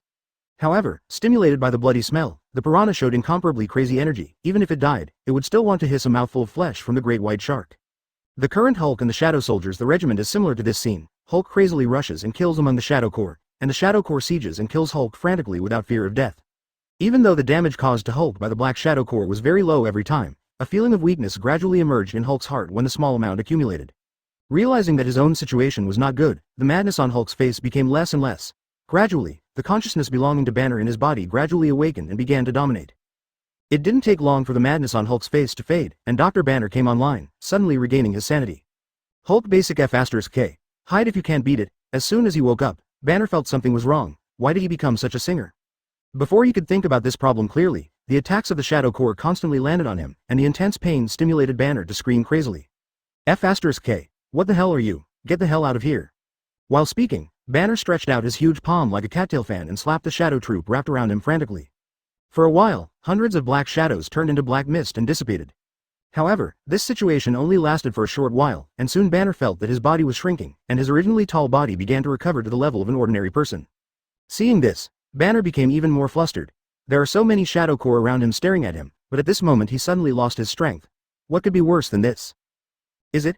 Just when he thought he would die under the chaotic knives of the Black Shadow Corps, suddenly, the Black Shadow Corps, which was attacking frantically, stopped attacking, and then all the black shadows moved towards the road. The two sides parted, made way for a passage, and lowered their heads respectfully. Then, a figure appeared at the end of the passage, walking towards him along the passage. Seeing this scene, Banner felt even more fearful, and his body trembled slightly. Soon, Li Yi came to Banner, looking at Banner who was completely different from just now. A pensive look flashed across his face. The two consciousnesses shared the same body. Needless to say, it's pretty amazing. However, he didn't think for too long, and soon came back to his senses, and whispered, "Take him, let's go." After saying that, a troll stepped forward to lift Banner up. Seeing this, Banner couldn't help screaming in fear. Perhaps because he was too noisy, the troll raised his hand and slashed on Banner's neck, knocking Banner unconscious. This made Li Yi's eyelids twitch, for fear that the troll would kill Banner with a knife. Banner, who has not turned into a Hulk, is basically no different from ordinary people. And through the personality change just now, Li Yi also guessed that Banner and Hulk should have two personalities. As for whether it is true or not, Li Yi is not sure, he just has doubts. After all, the difference in combat power between the Green Giant dominated by Banner and the Green Giant dominated by Hulk is really a bit big. But none of this has anything to do with him, he just wants the blood in Banner's body now. Soon, the troll sank to the ground carrying the banner. Li Yi's figure turned into a black mist and disappeared in place, and other shadows also merged into the shadows and disappeared. Half an hour later, the people from the Public Security Bureau, who could not hear any movement, went into the street to check the situation, and then saw all the dead military personnel, as well as the completely destroyed street. As for the green monster, it completely disappeared. Realizing this, everyone in the Public Security Bureau couldn't help panicking, and hurriedly reported the incident. On the other side, Li Yi had already got into the bodyguard's car and turned towards Stark Industry. Li Yi wants to use Hulk's blood to strengthen himself, but he can't really bite Banner's neck like a vampire. So, he decided to send Banner to the laboratory, and by the way, he could also study whether his blood could help him. Soon, the car stopped at the gate of Stark Industry. When Li Yi got out of the car, the expressions of the employees of Stark Industry changed, and then they bowed their heads respectfully to say hello. Boss. Ignoring these people, Li Yi came all the way to the laboratory of Stark Industries, and then asked the troll to bring him out of the Shadow Kingdom and lock him in the laboratory. After doing all this, a difficult problem also appeared in front of Li Yi, whether he should go to a scientist to study it, or directly swallow Banner's blood. If you swallow it directly, the effect is unknown. Li Yi is not afraid of any side effects, but worried that the positive effect will not meet his expectations. After all, his body has been raised to the limit by the human body strengthening potion. After thinking about it, Li Yi decided to play it safe and find a scientist to study it, so as not to waste such a good raw material.